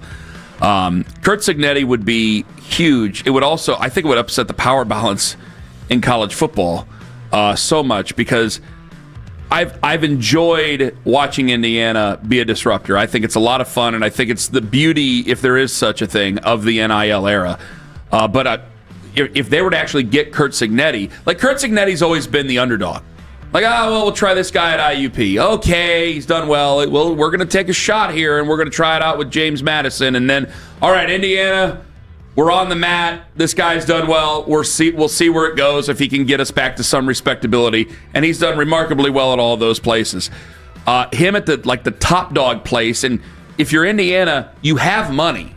You have investment. Where do you go to try to replicate this? Because he's been really a messiah for them, like a true program school leader to bring them back. It's been remarkable for just them. Under the old setup, it would be crazy for an Indiana coach not to flee as quick as humanly possible to a place like Penn State. But now the chasm does not exist like it used to. Like, you can go get a quarterback, pay him to go to Indiana, and you can be on the same playing field as Penn State, just like that. Like, it's not just about all the resources like Penn State used to have compared to Indiana. Now, as you can see, this is year to year. I wouldn't even say, like, we keep talking about programs. I'm sure they preach it all the time about a culture of our program. It's all year to year now. So it's more about like an NFL team. Like, you can preach all you want about, hey, we have our program here, but it's year to year based on the talent you have and getting the boosters, your partners, to continue to pony up money every single year. So it's because of that like, I can't believe I'm saying this. Like, I don't think he should leave. I think he should stay at Indiana. He's got everything he needs right there at Indiana. That never was the case until a few years ago. Can you imagine saying that 10 years ago? You get laughed off the show. It would be ridiculous. Wait, here's what I'd be worried about about Penn State. Fine, you got rid of James Franklin. Todd McShay, that sounded almost personal. But Franklin had a great year last year. Penn State had a great year last year. And you're moving on from him because you're so sure that Penn State as a program in this era is still what you used to think it was. What I'd be very nervous about with Penn State is, what if you're not? James, what if you're not? What if you become Wisconsin? Well, what if you become Nebraska? Like, I think Frank Solich and James Franklin are totally two different people, but that is the risk that you take. It took them. They're still trying to get back to it from what they were with Frank Solich every single year, and they were upset with that. You can make that mistake, but I think it is easier now that you can just, let's raid the portal a little bit. Let's get our recruits up, and let's pay some guys some money. That's it for About Last Night. Coming up at 8:20 this morning, the fabulous Mary Kay Cabot. Apparently, we're all saying the same thing, and Lima is sick of it. And do style points actually matter for a 1-5 football team? Ken Carman, Tonemaster General. You can watch us on YouTube Live for free. You can take us to work on the free Odyssey app for absolutely free. There's no better deal than free. It's all right here on 92.3 The Fan. Diamonds Direct this weekend.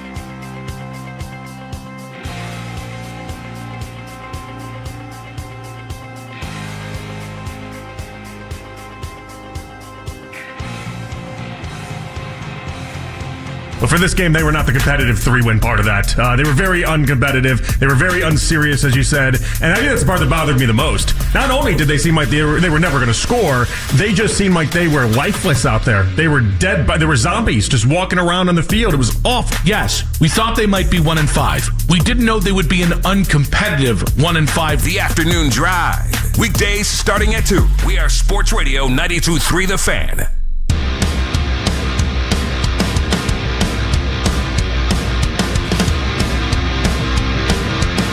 Mary Kay Cabot 820 this morning. Lima, before we go on, what you were thinking there about everybody saying the same thing. The tweets are coming in, which I've been doing so much belly aching this morning, I'm turning people back over to the Browns.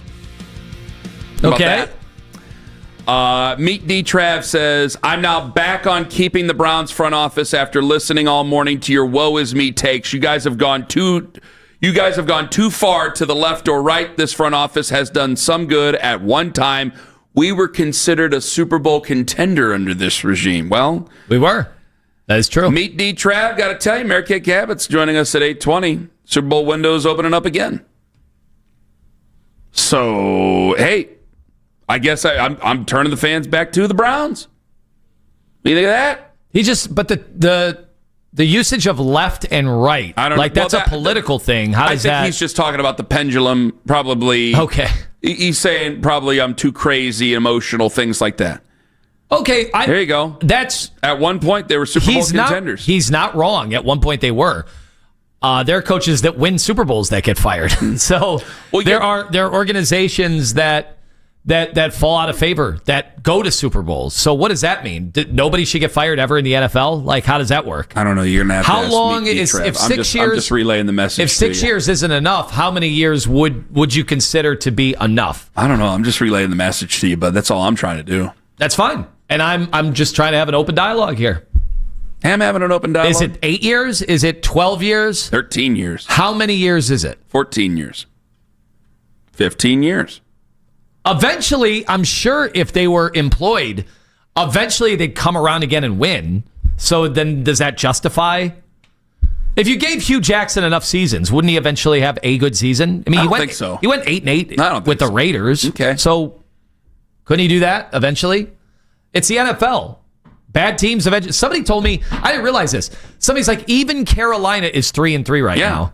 You didn't see that game against the Cowboys? No, that was a good game. It was a real good game. Oh, and you saw that game, right? That was at Carolina. That was a real good game. Rico Dowdle got his retribution against the Dallas Cowboys. To me, that was one of the best games of the weekend. Carolina's in a better spot right now. Yeah, but you know what? It is all because you've always said this. You're right. It is all cyclical. If they were to hire, what's a name I can say? If they were going to hire Dennis 69 as the head coach of the Cleveland Browns, and I just said Dennis 69 isn't going to work. He's going to be a failure. Eventually, I'll be right. Right? Yeah. Yeah. Bill Belichick was eventually a failure. I could have said that for 22 years, and eventually I was going to be right. And yeah, congratulations, champions pose. So you're right. It's all cyclical. Now, what are we all saying that you seem to have a problem with? Do we have the audio here? Okay, Adidi said something, and it clicked something in Lima's head. This was at 7:20 this morning. Listen closely to this clip. I don't know where Lima's going to take it, so listen closely to the entire clip. Turn your radio up and rip the knob off. Hit it. Obviously, Mike Tomlin has empathy for what Kevin Stefanski is going through, and obviously, coaches get tagged with things that they really have nothing to do with, and they're the ones that have to stand up every single week and answer the questions and deal with the fans, the media's angst, essentially, because the media is often repeating the fans' angst. I could definitely see that part of it is a tweak, part of it is his own irritation, and part of it is probably standing up for Kevin a little bit. Because even if Kevin is being ripped here, you just said, he's a so-called offensive genius. Why has his offense not scored more than 17 points? Well, what is he working with here? What is he working with here? Compare that to what was said earlier when we played Ross Tucker. And he's like, you guys are supposed to be bad. Look at your roster. You're supposed to be bad. So, guys, 2 weeks ago, because of what looked to be a very quality rookie class, and I agree. I think Andrew Berry had himself a good draft. I'm not saying transcend it yet. I'm not putting it up as an all-timer yet, an Ozzie Newsome all-timer draft. Like, no, he's got some good players. We haven't had a lot of good rookies. He made the most of actually having a first-round pick and having those second-round picks, and I think he's got some good players. He confused me with the 2 quarterbacks and 2 running backs, but whatever. It looked like he had a good draft. Would it be enough to save his job? And everybody's like, I think Andrew Berry's safe and not Kevin Stefanski. When everybody who's watching the Brown situation around the country is like, your team sucks. That's an Andrew Berry indictment. That's the biggest indictment of your general manager. One draft doesn't save a guy when everyone's looking around going, yeah, the Browns are bad and they're supposed to be bad. So how are you going to tweak Kevin Stefanski when this is the roster?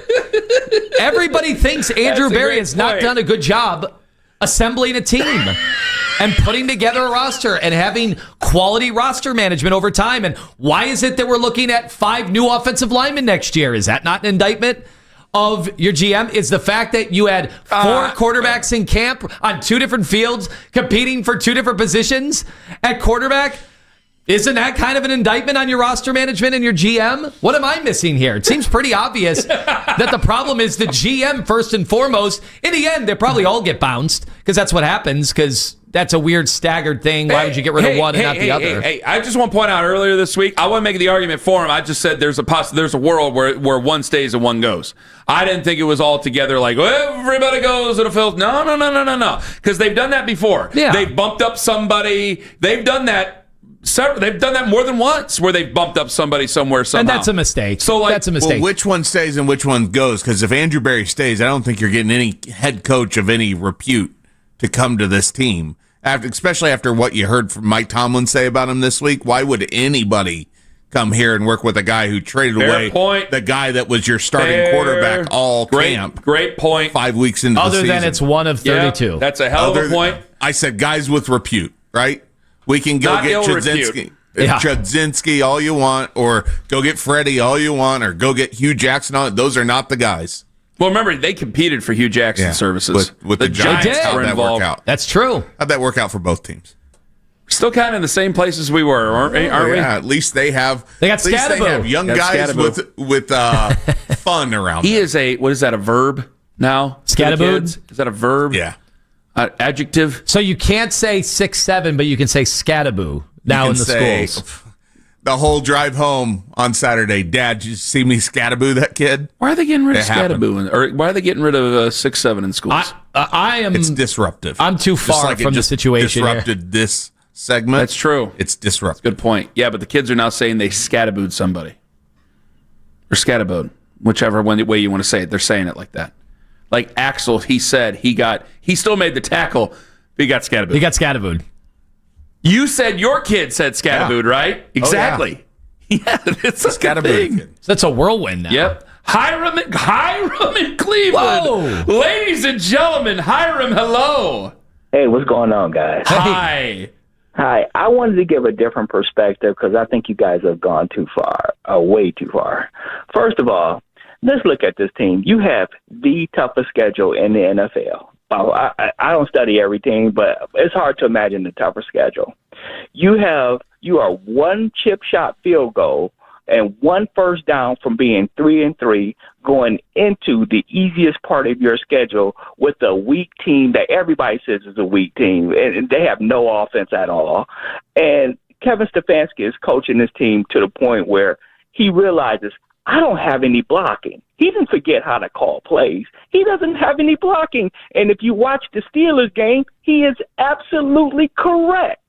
I don't understand this. Let's fire everybody. You are 1 field goal and 1 first down from being 3-3, going into and possibly could be 5-3, 6-3 with a weak roster. And that's a lot of coulda, woulda, shoulda, Hiram. Well, I mean, come on, we got to live in the real world. From being 0-6, and Miami has scored 27, 21, 27, 27, 27. I understand that, but my point is that then you're wrong. Not as bleak. It's not as bleak as you're making it out to be, and it doesn't require. It's pretty obvious to me. What makes it so sunny? What makes it such a sunny thing? They're being ultra competitive. Isn't that the league? Ultra competitive. Isn't that the NFL? Wait a minute. Ultra competitive? How dare you say ultra competitive? They were ultra competitive against the Steelers on Sunday? No, they were ultra competitive against Minnesota. They were ultra competitive against the Bengals. They're the most. Are they or are they not the most expensive defense in the NFL? That's a legitimate question. Are they or are they not the most expensive defense in the NFL? Are they or are they not the most? Are they or are they not at least one of the most expensive defenses in the NFL? I don't study who's getting paid So Hiram, you got on the phone without any frame of knowledge and just decided to start saying words into the phone. No, are you going to let me finish and talk? I don't think I should. I really don't think I should because you're saying things that are patently false at the mouth and silly. You're sitting there telling me that they were ultra competitive. Yeah, the Lions game, ultra competitive. They fought till the end. Their one win, they had no offense in. They got soft coverage defense with 21 seconds left and worked into field goal range, right? After a blocked field goal, after a quarterback threw a ball that he shouldn't have threw, that Grant Delpit picked off and took it back to the 4. And how many wins do the Ravens have? 1. Was that game competitive? It was ultra. Hiram, I took the call because the legend precedes him. I've heard Hiram call shows. I think he's a great caller. Since I was a kid.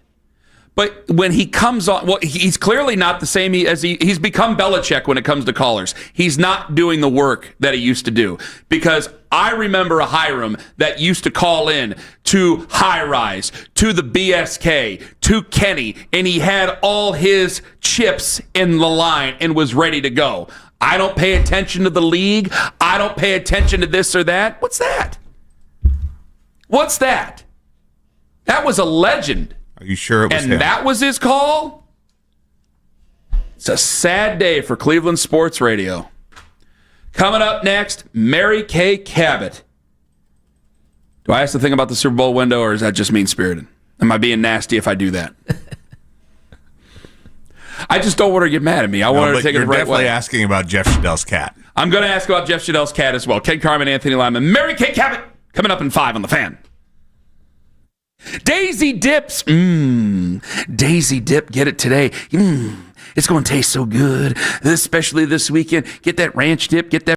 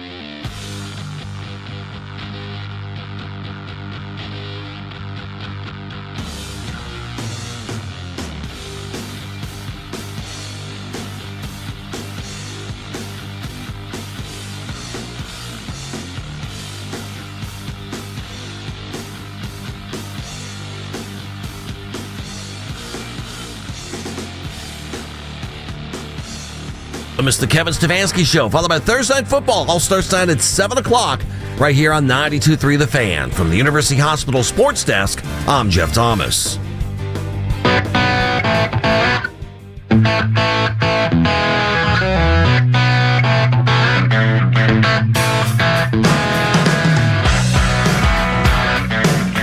All right, it's time. Ladies and gentlemen, Mary Kay Cabot, Cleveland Plain Dealer, Cleveland.com. Hello, Mary Kay. Hello, guys. How you doing? I'm afraid to ask you a question because I don't want you to hang up on us and then never forgive me and take it as a shot. I'm terrified to do this, okay? So I'm going to do it, but I mean it as a gag, okay? Don't live in your fears, Ken. How's our second Super Bowl window looking right now? Well, this is what it is. You may not like it, but that's what it is. It's the beginning. I don't like it. It's the beginnings of the foundation for where they're going over the next how many every years. It's the beginnings. It's a class full of some really, really good players, and there will be another one coming next year.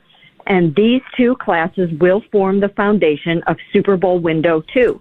And you can argue with that all you want, but if you look at Quinshawn and you look at Harold Fannin and you look at some of these other rookies like Carson Schlesinger and Mason Graham, that's what you're seeing now. You're seeing where the Browns are going with this in the future, providing everyone can survive this very difficult time. Mary Kay, thank you very much. I pray to God that happens because right now it's hard to keep the faith. Go ahead there, Tone. Yeah, it's tough for me to sign off on a Super Bowl window yet until obviously you get a quarterback in place. And look, you're assuming maybe next year they do that, or I don't know, maybe a bridge quarterback again. You're seeing some quarterbacks, they have been revived in their second or third or fourth place. So I guess that's all potential, right? But when it comes to the rookie class, like I really like the rookie class. How many of them need to be special, though, for us to talk Super Bowl? I think they're good. Is anybody special from this rookie class? But I feel like you guys are misunderstanding the concept of Super Bowl window. I did not say that this is a Super Bowl team or next year's even a Super Bowl team. But these are the beginnings of what they hope will be their Super Bowl window to eventually go out and win a Super Bowl. First, you build the foundation, and then you try to get there. Super Bowl window 1 was supposed to include Deshaun Watson being good, and that didn't happen. But it included guys like Denzel Ward, Miles Garrett, David Njoku, Jerry Jeudy, and on, and an offensive line that was pretty good 2-3 years ago and can still be good if they rebuild it. But the Super Bowl window, it's not.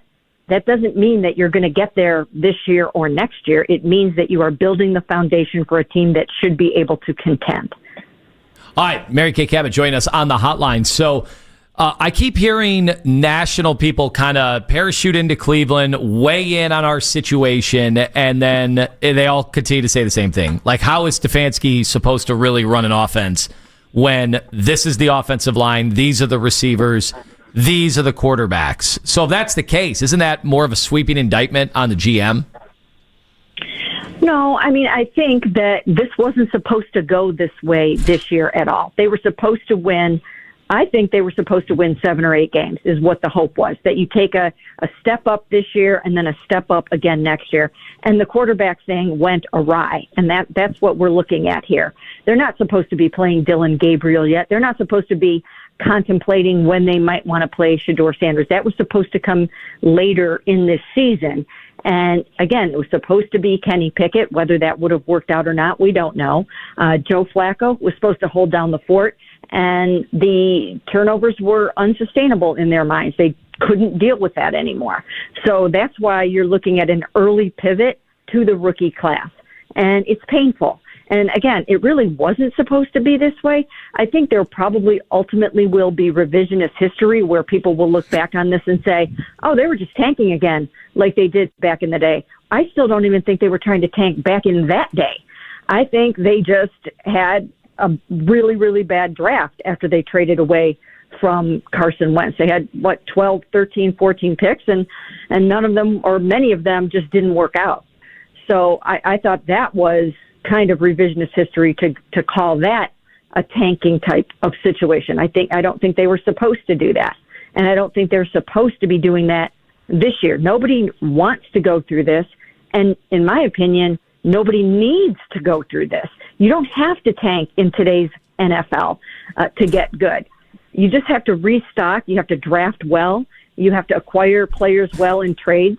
And to an extent, they did that. But in this particular iteration of the Cleveland Browns, the quarterback thing just did not work out at all. And I'm going to be very curious to see what happens with Jackson Dart over the next how many ever years, because if he turns out to be really, really good and this current quarterback class isn't as dynamic as everyone thought it would be, that's going to go down as a challenging miss. What's going to happen with Deshaun Watson then? I think after the bye week, Deshaun Watson is going to be reevaluated. I don't know that he's ever going to get on the field this season. I think they want to take a look at their young guys, their rookies. I think that after Dylan, it's going to be Shador. So I don't know if there's ever going to be a world in which Deshaun gets on the field. And I know that most people don't want that to happen anyway. So I'm not sure what the Browns' thinking is with that. I do know this. He feels good, and he wants to play this season. He wants to play, and he feels like he's going to be ready to do that. And who knows what's going to be happening with their quarterback situation by the time he is ready or feels ready to do that. But I don't think the Super Bowl window, the Super Bowl window, I don't think the practice window will be open until sometime after the bye week when he undergoes some further exams. And just to make clear, Mary Kay Cabot joining us on the show, when you say most people don't want that to happen, you're talking about fans, or are you talking about fans? Okay. I'm sorry. I'm talking about fans. The Browns speak very, very highly of Deshaun Watson and his work ethic and everything that he's brought to the table in terms of mentorship and all that stuff. This whole entire season since he had this second Achilles surgery. They've been very, very happy with what they've seen and heard from him since then. All right, well, then that brings me to my next question. You have been following these press conferences. You've seen Kevin Stefanski. Has his demeanor changed at all? Have you noticed anything different about Kevin? Does he seem even more frustrated? Is he being shorter with you guys? Because I know there are relationships there that are beyond just what we see in the press conferences. No, I don't feel like that at all. I think he's pretty much the same guy every day. I think he was this guy during 3-14. I think he was the same guy when they won 11 games. I really don't see much of a difference in him. Now, everybody has their moods, and sometimes people are more expansive than at other times, but I don't think he's ever very forthcoming at all. I mean, you compare his press conferences to, let's say, a Mike Tomlin's or a Kevin O'Connell's or whatever. They give very, very thorough explanations. They give a lot of information. And I know fans like that, and we like it, of course. So would I like Kevin to give us more in these press conferences?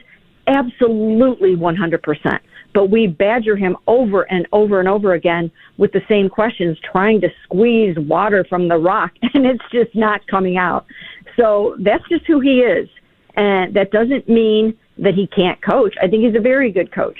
But that's just his persona in these press conferences. And it's not his persona otherwise, because he's got a great personality when when you're with him in other types of settings. He's got a great sense of humor that people don't really see. And, he just chooses to be very, very buttoned up during these press conferences. Mary Kay Cabot joining us on the Fan Hotline. So for Dylan Gabriel, not very great on Sunday against Pittsburgh. Hopefully coming into his own this Sunday against Miami. Where is Shador at progressing? Because I think a lot of us were a little bit surprised that he ended up actually being the number 2 quarterback, considering everything that they did before kind of pointed to Bailey Zappi stepping in as the number 2 quarterback. Well, remember, some of the things that you hear leading up to a football game are subterfuge and gamesmanship. Not everything that you hear is exactly what the team is thinking. So if Kevin comes out on a Wednesday and tries to confuse people about what he's doing at his backup quarterback, he might just be giving the other team a little bit more to think about. And even though that seems like a tiny shred, at this point, they need all the help that they can get. And if there is one iota of competitive advantage they can get in any way, they're going to try to grab that. So some of that stuff is him just kind of messing with us. But in terms of, I still think, and I wrote this heading into the Steelers game, I still think that Bailey Zappi should have been the backup for that game. And had he been the backup for that game, you may have been able to yank Dillon Gabriel out of there at some point in the fourth quarter after he had already been hit 14 times or 13 times, and maybe spare him number 14, 15, and 16. Maybe you could throw Bailey Zappi in there and let him just finish out that game. But you weren't going to do that with Shador. You were not going to throw him to the wolves like that. So I still think that there would have been some wisdom in Bailey being the backup. All right, we saw how difficult it was for the running game against Pittsburgh. They keyed in on it. There wasn't a lot of success to be had. With that said, Judkins only played 33 of the 82 possible snaps. What sense does that make?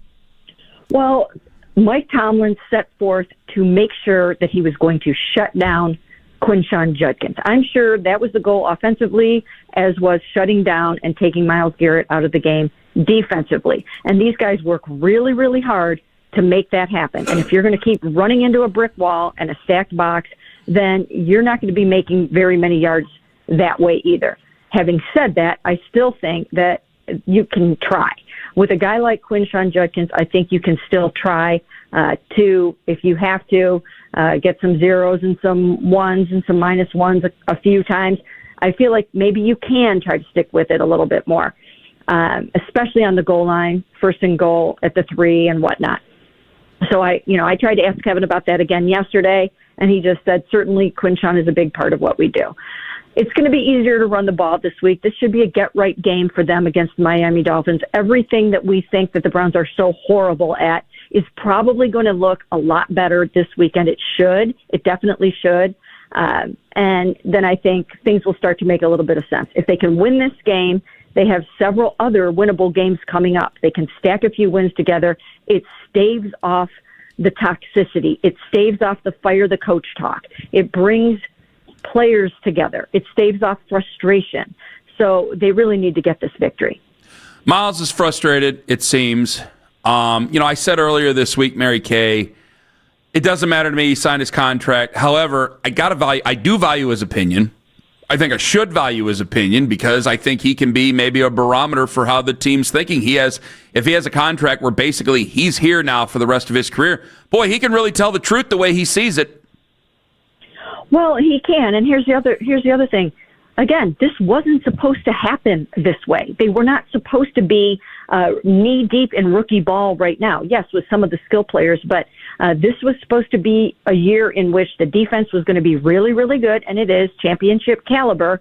And then the quarterback was supposed to play clean ball, not turn it over, run it with Quinshon Judkins, a recipe to win perhaps maybe 7 games if they weren't going to be giving the ball away a ton. So when Miles came in here and said that he was going to help put the team on his back and try to get it to a Super Bowl, and that he was also going to try to win NFL Defensive Player of the Year and win the SAC title, he meant all of those things. He was looking at a championship caliber defense, so he could say that with a straight face because he was also assured that the quarterback situation was going to be better than it is right now. It just didn't work out. It didn't work out that way. And so I understand the frustration, and it doesn't matter if you're making $40 million a year. Nobody likes to lose. It's awful. It's painful. You start having players-only meetings. Tua starts calling out his own teammates. Your coaches start, getting on the hot seat. It's just bad for everybody. So I understand his frustration, and I also don't hate a player expressing himself after a football game. Mary Kay, Jeff Chidell's cat. Thoughts? Well, I have 2 cats, as you guys probably. What are their names? What are their names? They were just fighting a little bit ago.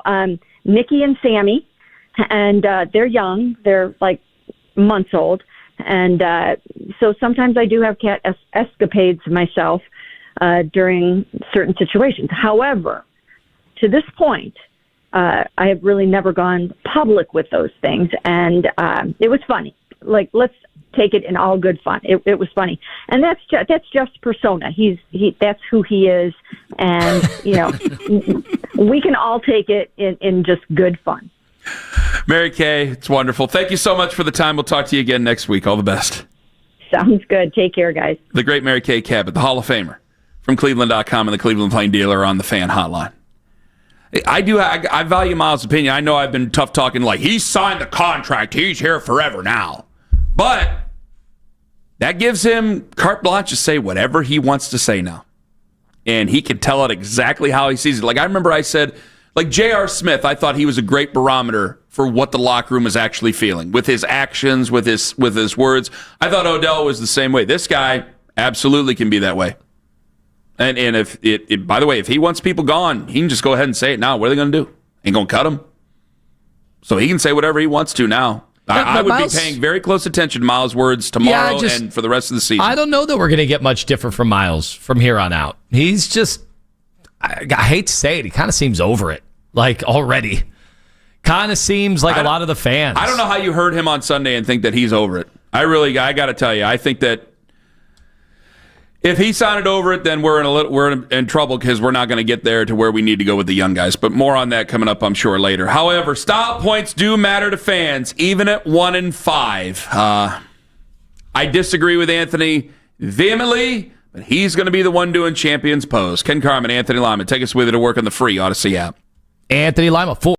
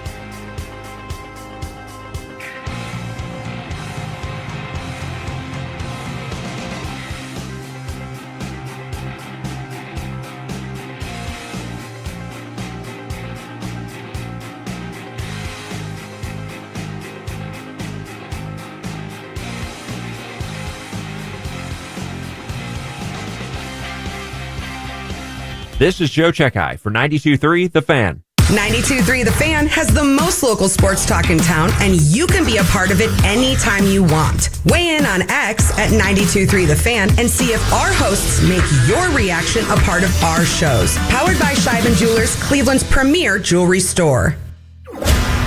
Talk sports deep into the Cleveland night. Overtime with Jake Volnick. Weeknights at 7. Sports Radio 92.3 The Fan. You don't need to score 20 points. Get out of there 16-6. 16-15. I don't care. Get a win. Boy, I got to tell you, I think fans, if you were to give them that option, hey, you score 16 points, but it's a win, people would be like, well, that hurts us in the draft, and it makes me feel no better about our coach who's an offensive coach. It's a win. But at that point, is that forwarding the football? Is that helping you out? If you want to see him win, you want to see him score 30, because you'd be like, oh, maybe we have a breakthrough. So style points matter in a 1-5 football team? It's not that it's style points. It's you need to see evidence that your offensive coach is having a breakthrough at all, which he hasn't had. And if he can't, then it still looks like, yeah, you just beat a bad football team, and now you actually hurt us in the draft, and you feel no better about your head coach. Oh, that's from earlier in the show. By the way, thanks to Mary Kay for having a sense of humor about things. Yeah, she's great. Because the Super Bowl window 2 thing.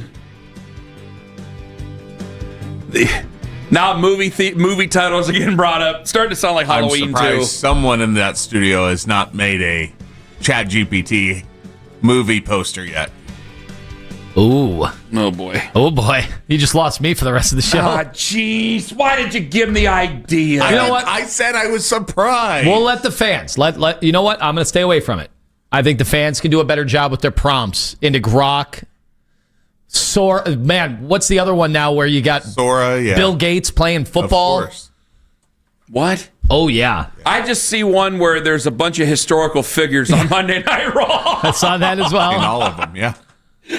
Like, all of them are up there. I'm like, what is going on here? Okay, so I'm going to start this argument. You're going to be right. You're going to be right. I think the Browns... Do I dare say I think the Browns are going to win on Sunday? We have a prediction brewing. Do I dare say I think the Browns are going to win on Sunday? Vegas agrees. All right, I'm not going to say it. Not saying it yet. If the Browns win on Sunday, I don't think that they can win looking good. Huh. I think it's going to be an ugly game. Yeah.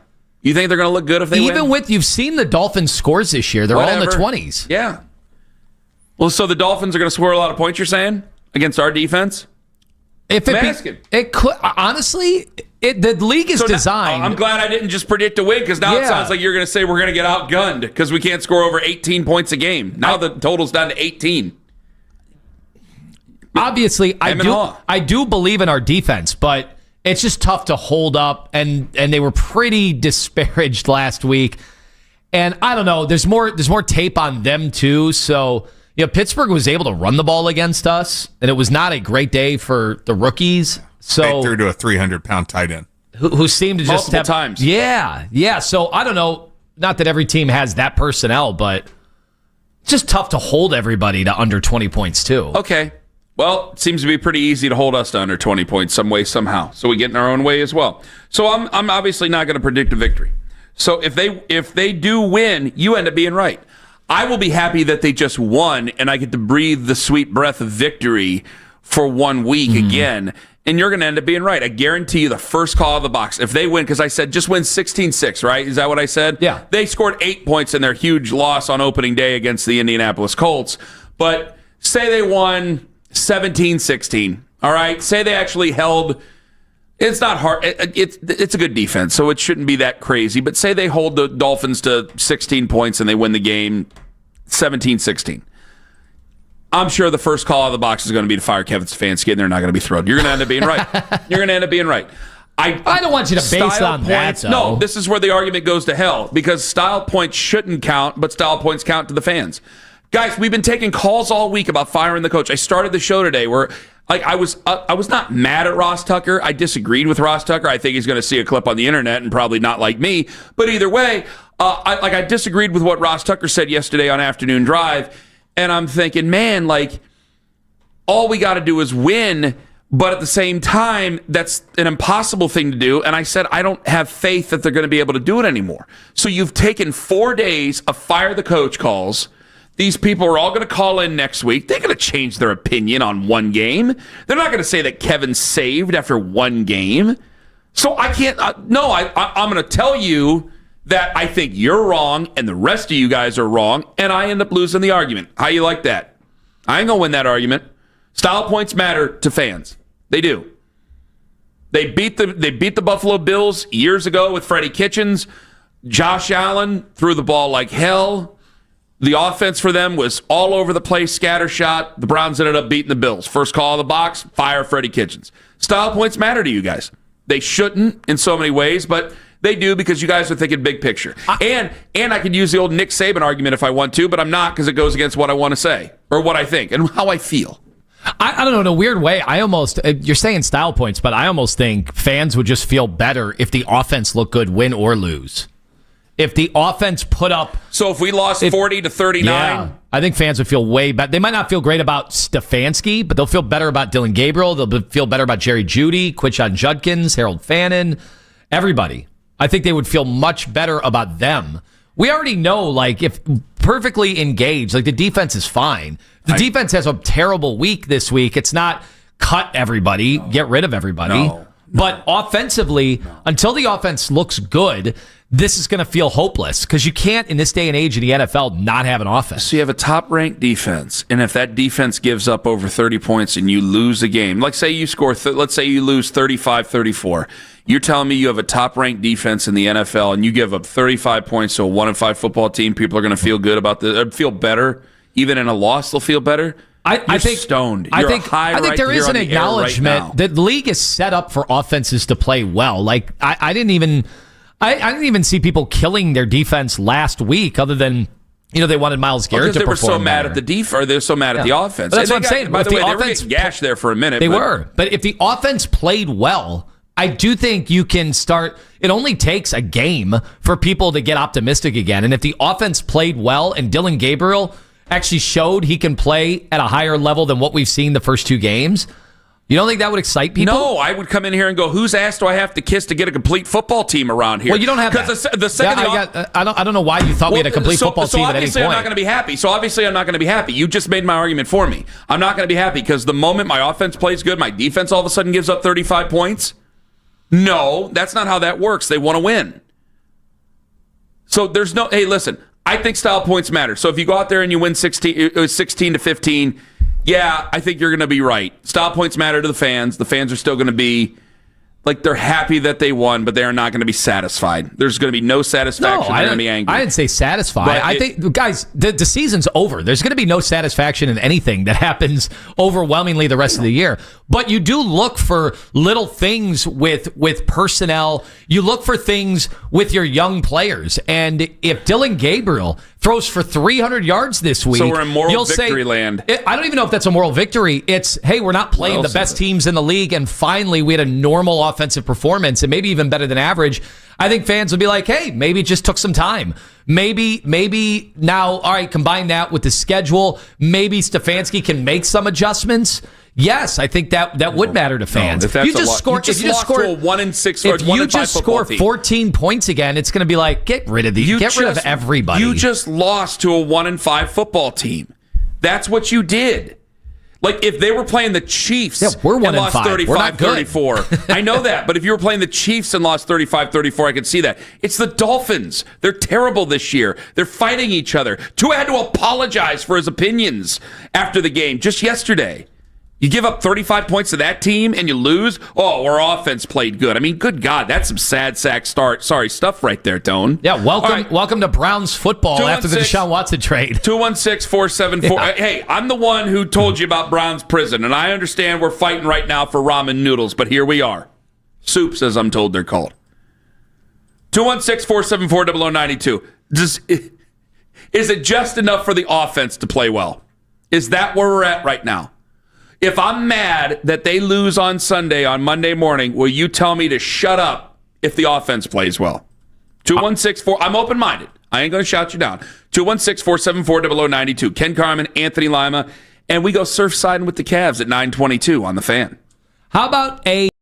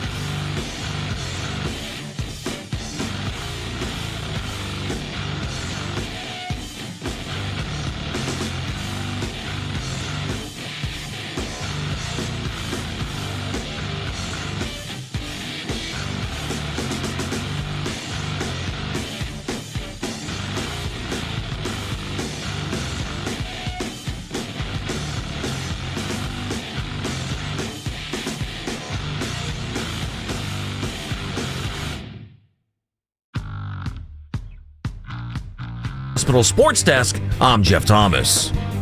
Sign up to be a part of the fan club. Download the free Odyssey app and follow 92.3 The Fan to get all of the best audio and best stories sent straight to your inbox. 92.3thefan.com. Looking for a winner? Enter the code word WORKING at 923thefan.com. Before 10 a.m., your chance to win a Bear ticket to see Rush 50-something tour September 17th and the 19th at Rocket Arena. Tickets available at rocketarena.com, all from Live Nation and The Fan. Again, working at 92.3 The Fan to see Rush. I'm trying to find it real quick. So, Lima, bro, I don't want to end up ripping a local business. Can we bring this up now or later? You want to bring this up later? Yeah. Or now? Whatever, we can do now. No, let's talk about the crappy Browns more. Come on. It's not that bad. Well, they give up 45 points, but they score 48 points. I'd be all in on that. That'd be an amazing game. It'd actually be fun to watch the team. That's because you love offense. I do. Lima, what is the name of the... Do we want to say the name of the company? Go ahead. Or I got buddies that used them. There is a concept... They're not called porch pirates. What are they called? No, they're called... if we stole some of their setups, we'd be the porch pirates. Well, actually, we might have to talk about that. I think they are porch perfection or perfections. All right. And we came across it. It came in the algo. Of course, Kenny, the algo. You love the algorithm, algo. yes, the algorithm. It showed up because we were looking for ideas to try to conceptualize what a good fall setup would be in the yard. And they specialize in that. And they're a local business, two ladies that live in Northeast Ohio. Okay. And you can pay some money to get their consultation. They'll go out, they'll purchase the pumpkins, the gourds, the haystacks, the branches, the dirt. So I don't want to... Whatever it is. The oxygen. I don't want to give anybody ideas. So you showed me this. So go bring it all and dump it on your front porch. You pay money. And you said our friend's brother-in-law got their services. Okay, that's great. Because I don't want to besmirch a nice local business. Kenny, they look like they're thriving. Yeah. So it's like, oh, why would you spend money on? People spend money on lots of things. And it's like, hey, you don't got to go out there and do it. So no muss, no fuss. That's what you pay for. If you're too busy, services. If your life is so jam-packed that you can't go get the pumpkins, you can't go get those different gourds that they have. My life was so jam-packed I couldn't get the pumpkins last year. We did not carve pumpkins because we had so much going on. So they would have been perfect for you. They would have been perfect last year had I known. However, I had a little bit of time this year, and I was still able to set up the Halloween decorations. Now, we go as all out as you're going to go when you have a lot of things going on. There are some people that it's awesome. It is awesome. And then there's a little bit of jealousy that I have because I'll drive through my neighborhood and go, man, they're way better. And I wish I had the time and I had the wherewithal to do it. And the ideas, I can't do it. They're so much better than me. So much better. However, when you showed me the video, I have to admit, this was like right before Halloween. Or no, right before when I put up Jack Skellington. And one of the videos they had, I think it was them. I'm pretty positive you were holding the phone, was the branches. I totally ripped them off. They gave you a good idea. That's a great idea. So when I set up Jack Skellington and all the other stuff, and I was doing all the other lights the one Saturday, we had a bye week. And after that, I went and I got my neighbor's tree loppers because I got this other tree and it's just got all these awesome, scary-looking branches off. And I go, I'm lopping that off. And I put them all together in a bundle and I put them over the doorway and it looks excellent. Should I send them $5 for the idea? Oh, you know what? Is that their IP? A nice contribution? That would be very nice, Kenny. I think they would accept. They would accept your charity. Well, where do they come from? I think do they need the money, or am I? Yeah, because I mean, if they're in the biggest house, the biggest block in Westlake, then I don't want to hear it. Look, it looks like they have a nice setup at their place, but maybe it's because of their design creativity. Must be nice. Ain't getting my $5 then. Do you have any squash? I don't even know what squash looks like. It's a gourd. You put that on your front porch? Let me show you this thing real quick. Yeah. Oh, hold on here. I'll Google it. Yeah, so like in Chagrin Falls, you'll remove the upside-down pineapples. Get rid of those. You don't put that on your front porch. That looks like something else. You don't put those things on your front porch. The scarecrows, the bats, the lanterns, the candles. We got one that looks like an apple, but it's a gourd. Oh, yeah. And it's... Oh, okay. It's the size of my son's head. Because these squashes I'm looking at, these look like marital aids. Yeah. These look like the ones they throw out on the football field. I think when you're done with them, if you're looking for extra use... They might be rotted by the time that comes around, though. You don't want to do that. Reckless speculation. I don't know. I haven't been to Lion's Den lately. It's probably expensive. Anyway, what's rotted? Oh. Back to the Browns. Yes, let's get That's back what's to rotted. Yeah. Is it enough To the for you? core. Is it enough for you on Sunday? This is where we're at now, guys. Is it enough for you on Sunday that the offense looks good? This was my bar that I came up with to say, and admittedly, you guys have me pegged exactly right, wrong terminology after the segment we just had. You guys have me 100%. I am looking for some entertainment out of my Browns games. Well, and to you, entertainment is offense. I love when they had, so that stand they had against Cincinnati in the beginning of the year, their defensive stand where it was amazing. They didn't give up any first down. They had them pinned back against the end zone. Should have been a safety. It wasn't. They would have won the game had they got that safety. But, I love a good defensive stand in which you get a, 3rd and 7, and then you get a guy dropping back, and Miles gets after it, and maybe Aiden Huntington comes up the middle, or Alex McGuire, and you see that a couple times where they put those together and get the ball back to the offense. It sucks when the offense only gets into the end zone once and then kicks 3 field goals. That's not fun. So you're right, Owen. Isaiah McGuire, just not trying to be a sorry. jerk. I know. Yeah, you mixed up Alex Wright and Isaiah McGuire. You Still are good. right. Still good. There is nothing. One of them get in there. There is. It is awesome to see a goal line stand, crowd fired up. That is entertainment. I don't want to shortchange that. Maybe it's just I'm used to the Browns playing good defense and making a bunch of stops. That what would be even cooler to me is, holy cow, Dylan Gabriel drops back, goes 65 yards to Jerry Jeudy, who just cradles the ball in his fingertips to his hands. He holds onto it, and he scores a touchdown. That's entertaining to me more so than anything else because I haven't seen it. I just want to win the game. Yeah, I just want to win the effing game. I get that. Why are we lowering our standard? I get that. Probably because the wins don't matter to me as much because the season seems over record-wise. I mean, you guys sit there and you guys talk about we got to get the draft picks. We got to start losing. Why do you want to lose? Why do you want to lose? You guys all are going to bitch about the quarterbacks anyway and say they all suck anyway. Tell me I'm wrong about that. I'm right about that. So why do you guys want to lose? You just want to be entertained? That's ridiculous. Go out and win the game. They're not entertaining, so you might as well win the game. And I wish they would have won more games since this game. But that Denver game last year, right? That was they scored a ton of points. Jameis threw 2 pick sixes and another pick to end the game. They lost. But they lost the game, but they scored a ton of points. Well, and how did we feel about Jerry Jeudy? Had 260-something yards. We might have been wrong. Hold on, Kenny. How did you feel about Jerry Jeudy after that game? People are saying number 1. He's a number 1. There he is. Boom. Number 1 wide receiver. Great. He's on number 1 on a 3-win football team?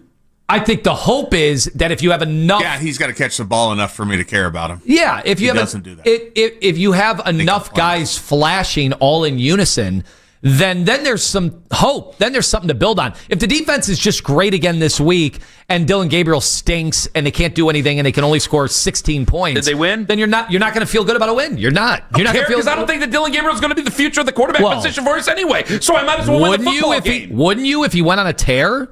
Wouldn't you if he had 4 games where the offense puts up points? Maybe, but I think you can wish in one hand and you know what in the other. I'm trying to be realistic. I'm trying to win a football game because I'm going to tell you about realism here. See, this is where you're living in a fantasy land. You accused me of it earlier and you might have been right. Let me tell you about the fantasy land you're living in. 1, you want the offense to look good. I don't know how that's going to happen even against the Dolphins' terrible defense. So I just want to win the game because it doesn't matter. Because I'm telling you right now, you better settle up for it because the second the season ends, we're either going to be talking about looking for a new head coach and a new general manager or we're going to be bitching about quarterbacks for 4 months and talking about this quarterback and why we don't like that guy. And there's not going to be a consensus on anybody. And you are going to hear every single tired ass old argument from everybody for 4 months. So it doesn't matter. So I might as well win some football games. I might as well try to compete because it doesn't matter. Because we'll watch Jackson Dart, and as long as he doesn't end up in a body cast by the end of the season, we'll use him as an example. I'll use him as an example. Going, hey,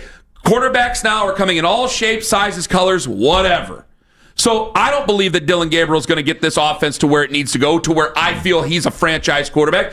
I don't know about Shador. I hope, but that's probably not realistic, right? Right. So might as well win some football games. So I don't care if it's just a punt fest and they win 3-0. I want to win the effing game. Just win the game. Just win the game. And I can come in here and I can shout people down. I don't want to shout anybody down. I'm sorry. We can come in here and I can just say we won. And that's nice. It's a nice feeling, and we'll all be nice with each other. And I can smoke a cigar, not in anger, but in peace and love, out in the front yard or out in the driveway, not in hostility, not in spite of a Browns loss. And maybe, I don't know about at New England, but maybe in a few weeks after that against the Jets, we can get another win. Because your team is supposed to still be better than that garbage. Chuck in Independence, yellow. Hey, how we doing? Hi, Chuck. Real quick, I just got a question for you guys. When we call in, are we supposed to be calling where we're from or where we actually at? I don't. It doesn't matter. It doesn't matter. You could lie. He doesn't know. I'll be everywhere. So Chuck is an omnipotent individual. Continue. So I definitely got two things, if I can get it off, to ask you guys. Okay, it's very important. So one thing about the Browns, do you notice how they're beautifully able to tank and have us all fooled? I mean, this happened last year, guys, so let's see what happens again. Number two, Barry needs to get a little credit for this move I think he's trying to pull when he traded Newsome to the Jags. Newsome's always been a liability, and he'll lose you a game. And I think that's what he was trying to pull when he did this. And my last thing is 4D chess, Chuck. That is laser eyes. Bring him back out. That's I saw him got burned too, so I'm not yelling at you right now. He got burned. I saw it. Yeah, go ahead. I would rather tank because, we want a surefire stud instead of a possible bust. And when we up at the top, all they're going to do is trade back a couple picks, stack some for next year. That's a good move. And it looks like Jerry Jeudy is ready to be traded, guys. I don't think. Who's going to trade for him? Chuck, who's going to trade for him? Did Chuck leave? Chuck's gone. I'm here. Oh, Chuck, who's going to trade for him? Oh, it's the team that recognizes what's going on with him. You need a Jeudy on your team. He a good number two. You need to get him off the Browns. He wants to go. We'll see this week. He's going to drop more balls on purpose. Who's going to trade for a guy who gets easily pissed? Who's going to and has a large contract? And speaking of easily pissed, it looked like Gabriel was easily pissed when he tried to rip off Patrick Trent. Well, that was something. That was something. At least he has some dog in him. I'll take that. But Chuck, thank you very much for the call. His dead cap hit for this season was $36 million, $28 million for next year. There's a potential out. Maybe after next year. We'll see. 216-474-0092. Okay.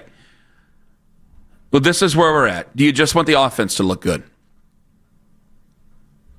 I mean, Chuck wants to lose. Chuck and Independence or the omnipresent Chuck. Did he even weigh in on that?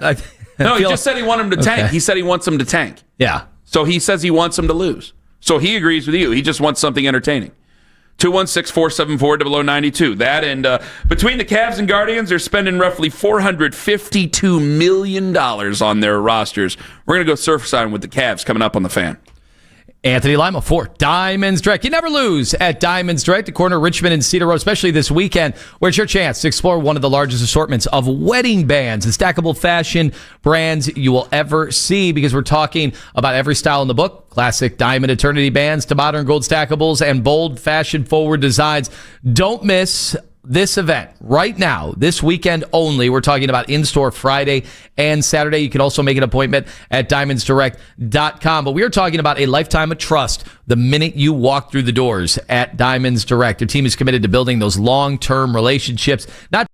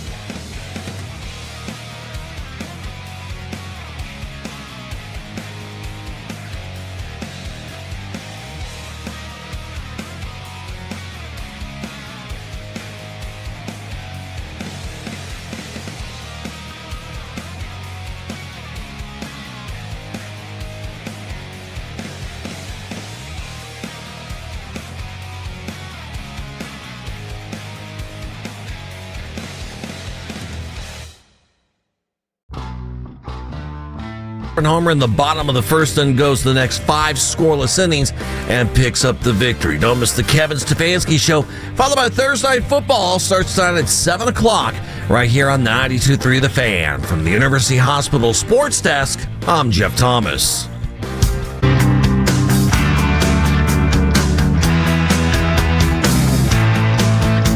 It's time to go surfside with the Cavs. Lima, you found it, Front Office Sports. And I had to look at it because the first reaction to it, the first reply to it was, that's a lot of money to spend on a bunch of chokers. Whoa! That's what it said. Whoa. That's what the people said, man. I am sorry. My buddy Mac Perry tweeted at that person. Sorry. I'm just telling you what I saw, okay? By the way, are they chokers? They lost to Indiana. Indiana did go to the finals. Are they chokers? They did. I wouldn't say chokers. Okay, I wouldn't say chokers either. I don't I'm think just that. asking. It was terrible. So here's the article. It says Cavaliers go all in, lead the NBA with record $392 million payroll, while the defending champs, the Thunder, 14th in the league in payroll. So the reason, obviously, that you have such a high payroll, you have an owner willing to spend and go into the second apron, which teams don't want to, not just because they're cheap. Mm-hmm. It limits your roster flexibility, but the Cavaliers are like, well, we're not going to get rid of this core. We think if they're healthy and they continue ascending, which is what they've done every year. They won 64 games last year. Yes. Unfortunately, they had the injury, so it's tough for me to say they choked if Darius was injured, DeAndre Hunter was injured, Evan had his injury. It's tough for me to say choke. With that said, they didn't play well. They also did not play well. I mean, it's unequivocal. When the guys were available, they didn't play well either. So they have to get past that. I still think, like, you guys understand. Or maybe people don't understand. Maybe people don't care.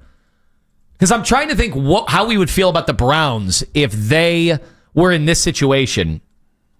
Despite 3 flameouts in the playoffs, they were the odds-on favorite to go to the NBA Finals. In the Browns' case, it would be the Super Bowl. Wouldn't people be excited?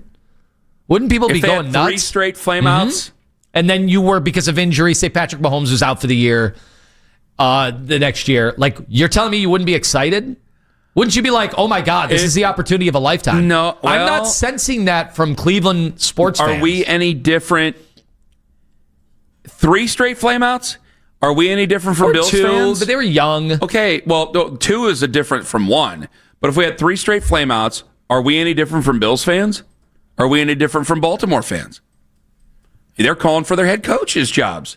Yeah, so I can't say we'd be. But hold on, thrilled. I'm saying before the season, which is where we're at. We haven't had any disappointment yet in this season.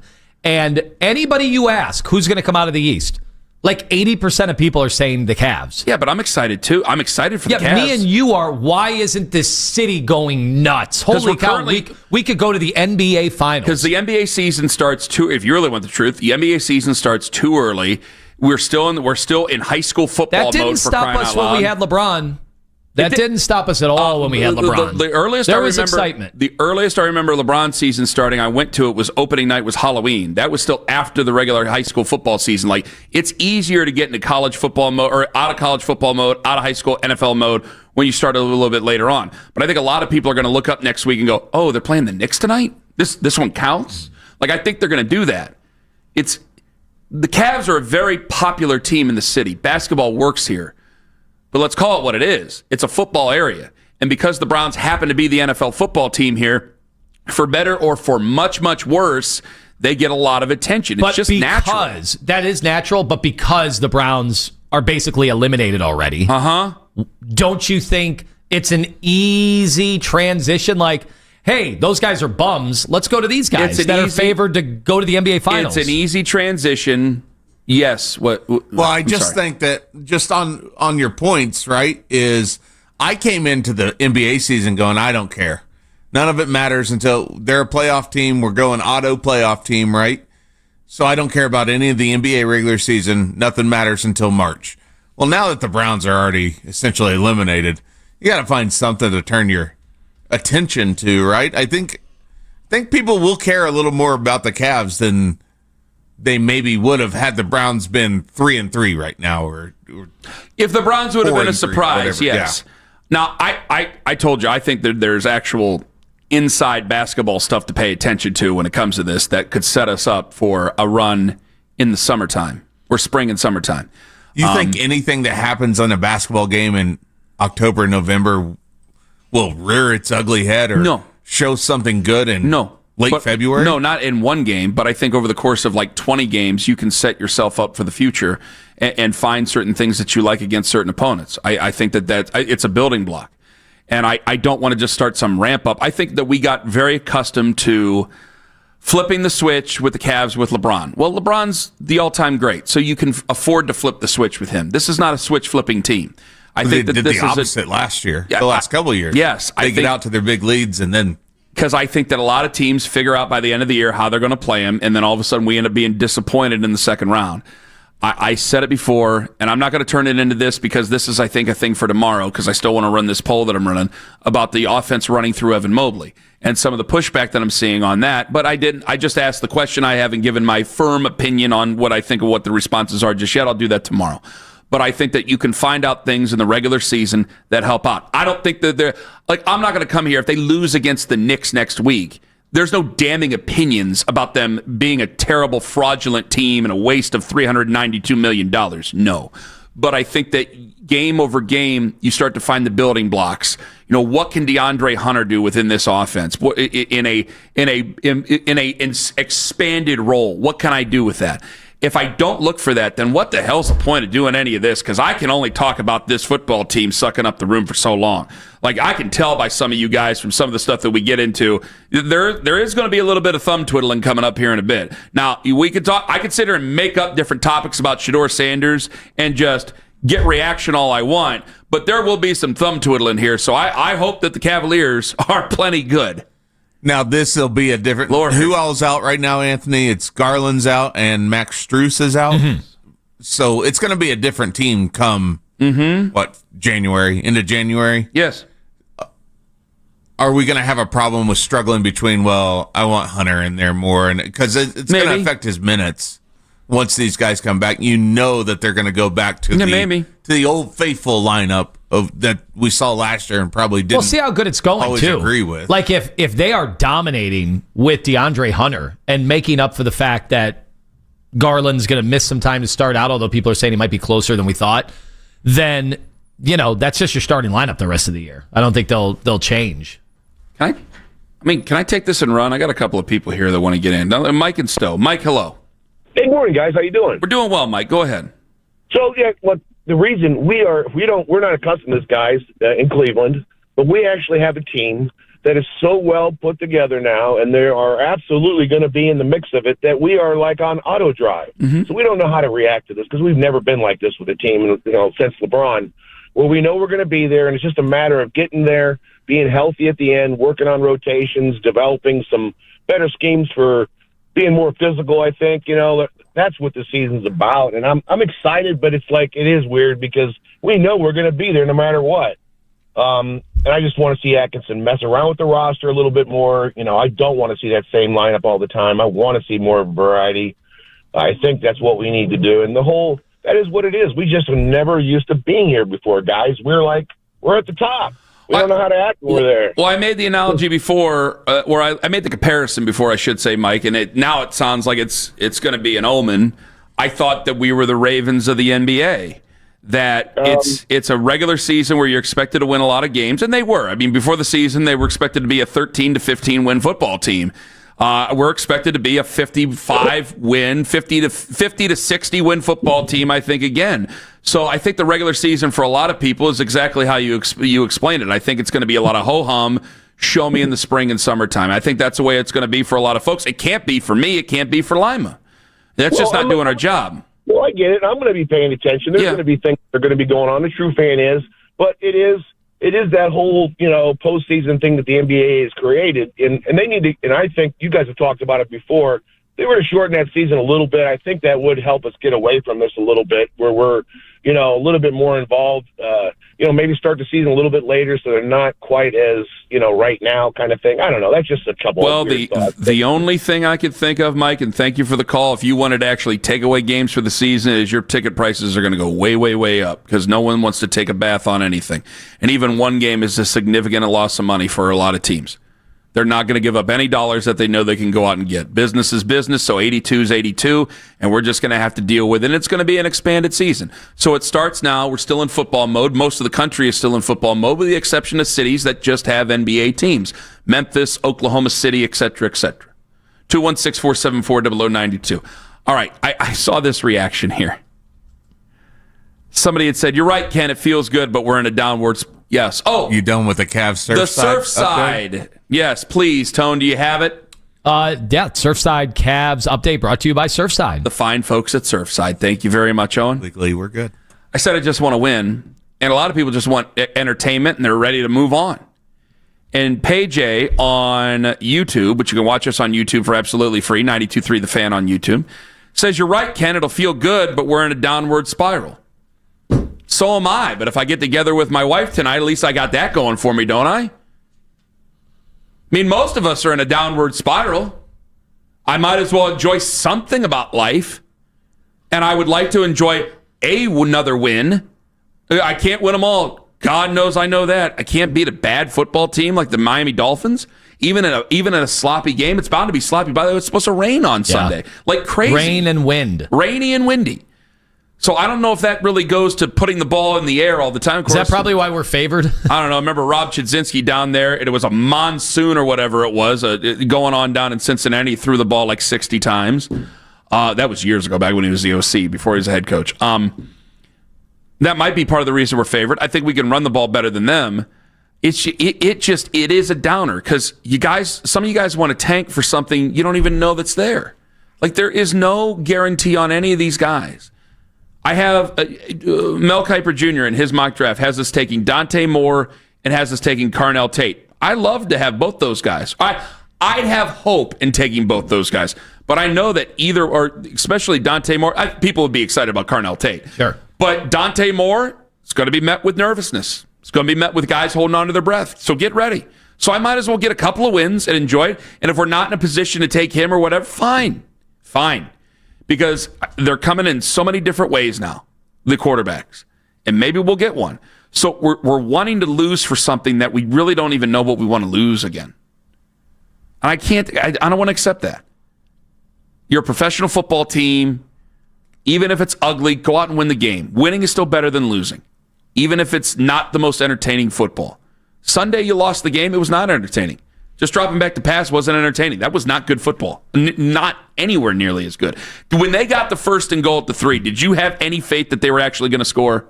You hoped they would, but I didn't think they were punching it in. I thought if they just gave the ball to Judkins, they would score, yes. Quinshon Judkins wasn't out there. And when that was highlighted, I did not think they were going to score. Things changed drastically. It's that simple, guys. 216-474-0092. Wheels on the road. Hello. Hey, guys. I just wanted to talk about, it's funny as a Cleveland fan because you have Dan Gilbert and the Cavs who spend money, win, draft, and develop well. You have the Dolans and the Guardians who don't spend money, win, draft, and develop well. And then there's the Browns where you spend money, you don't win, you don't know how to draft, you really don't know how to develop. It seems like, maybe some of these guys should trade notes. Well, I think our proof is that money can't get us out of everything. No, and I think you saw that with the Cavs last season. Yeah. No, the Cavs are still a really good. See, it's weird with the Cavs because I look at teams that waste their money on rosters, and I hate to say it, the Browns are one of them right now. I mean, you're spending money on a quarterback that nobody wants to watch. Money can't dig you out of these problems, Wheels. Thank you very much for the call, but at least it feels like, hey, you got an owner who's willing to do it. Now, they're in cap systems. And the cap's getting stronger in the NBA, so it's a little bit different now for Dan Gilbert. Like Jimmy Haslam, money's not an option. If he could spend his way to a championship, he would. He'd do the Jerry Jones things way back when and try to spend his way to a title. That's not necessarily the case. What makes football so enticing is that you don't need the money. That Bengals fans, yes, think their owner is cheap, and their owner is cheap in so many ways. They also still have a good quarterback, and if he could stay healthy, they'd be a serious threat. They also have two really good, one great wide receiver, another one who's really, really good, and they'd be a serious threat. And that's what makes it good. It's like, hey, if you're just well run, you still have a chance. So if the Browns are not, I can't say they're well run right now as a roster. This is not a great roster, and the people who have been in charge for it has been in charge for it for 6 years. 216-474-0092. Is it just enough for the offense to look good coming up Sunday? Or do they have to win? I say win. Win at all costs. Ken Carman, Anthony Lima. We're live on The Fan. Friends, Ken Carman here for Win.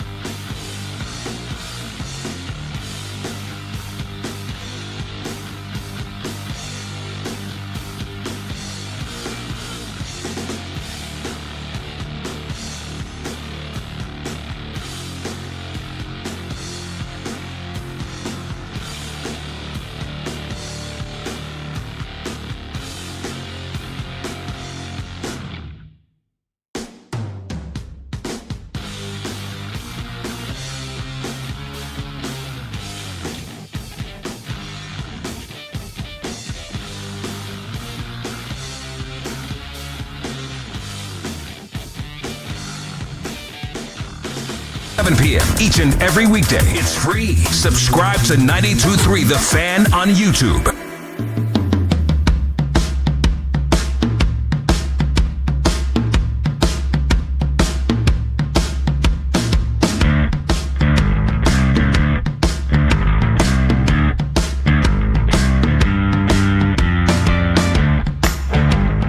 Coming up on the podcast, you want to get into replacements for James Franklin? Oh, yeah, sure. There's one name in particular that people want to hear us talk about, and I'm like, maybe we save that for the podcast. Because I don't know if he's going to click into that. Okay. I got a name. Is it not the name we're talking about? I don't know. We're going to talk about? I'm not sure who you're talking Say about. the name on 3. 1, 2, 3, say. Urban Meyer. Why not? Why would you? What do you mean? He's one of the greatest college coaches of the last 25 years. Why would he? One, why would he want to do it?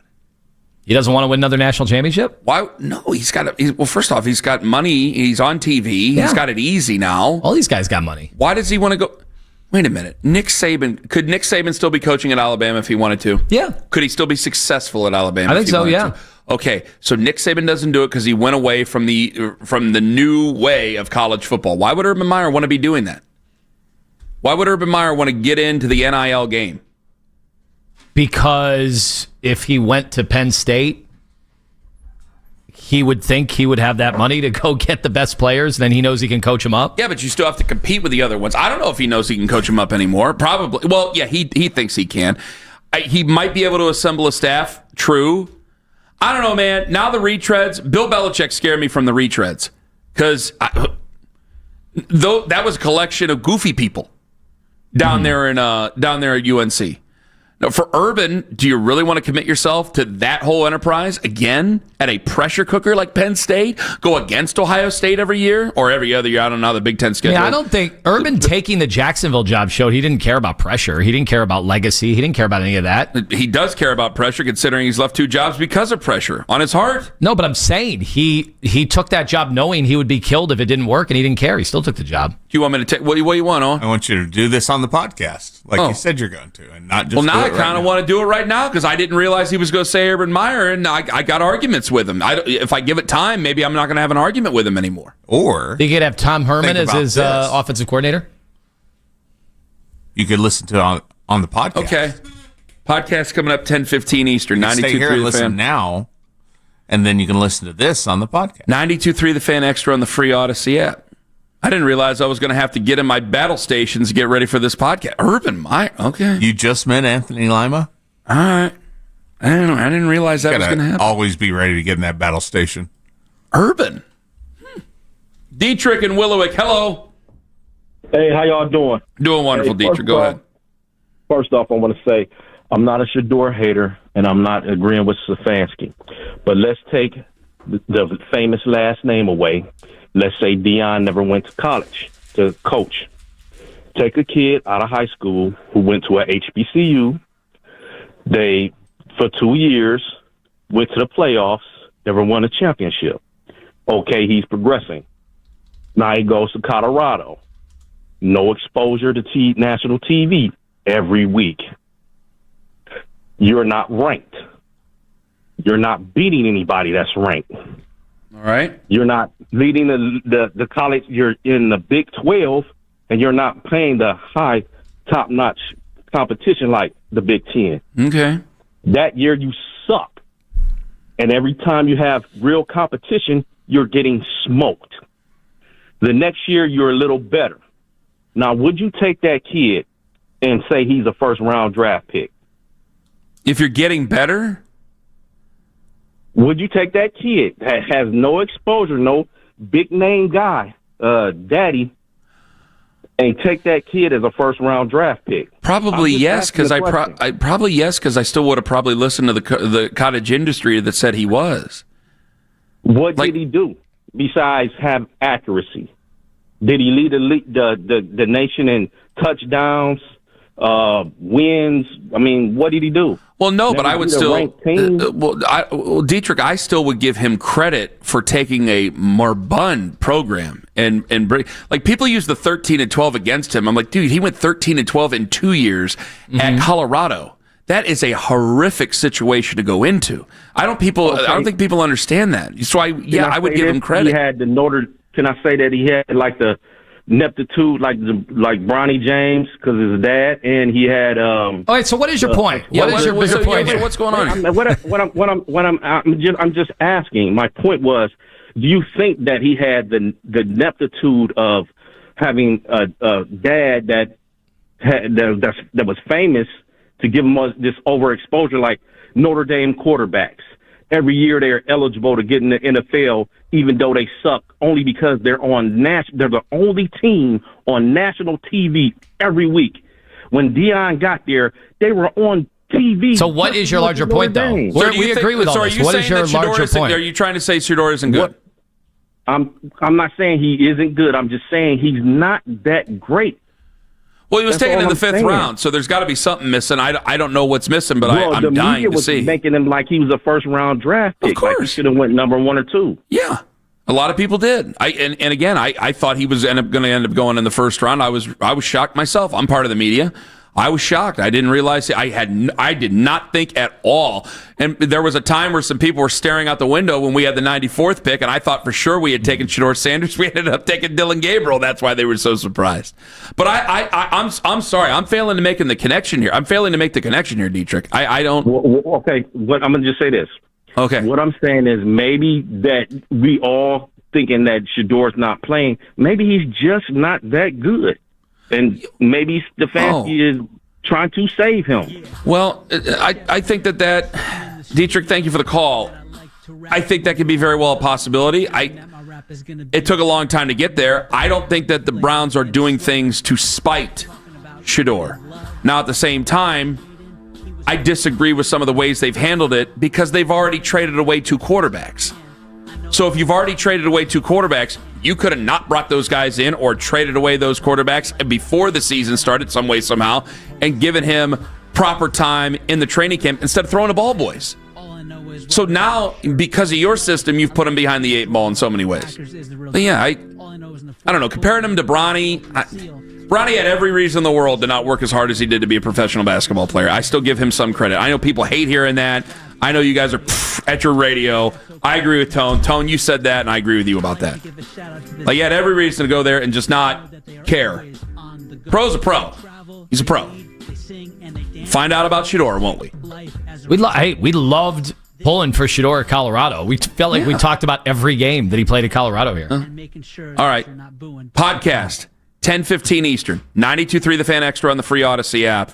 I guess we're going to argue about Urban Meyer. I'm looking forward to this. Ken Carman, Anthony Lima.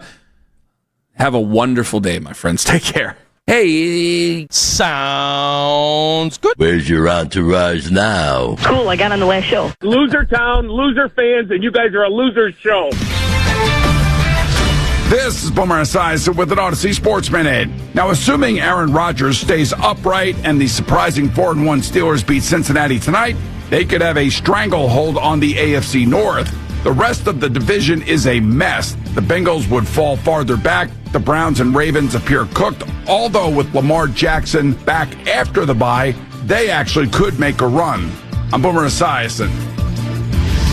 Now that I'm a dad, I can't stop thinking about what would happen to my kids if something happened to me, like losing the house or not affording college. Yeah, that used to keep me up at night too. It's why I finally got life insurance from Ethos. It's 100% online. No medical exams, just a few health questions. I got $2 million in coverage for around $2 a day. I never realized it was that simple. Get your free quote at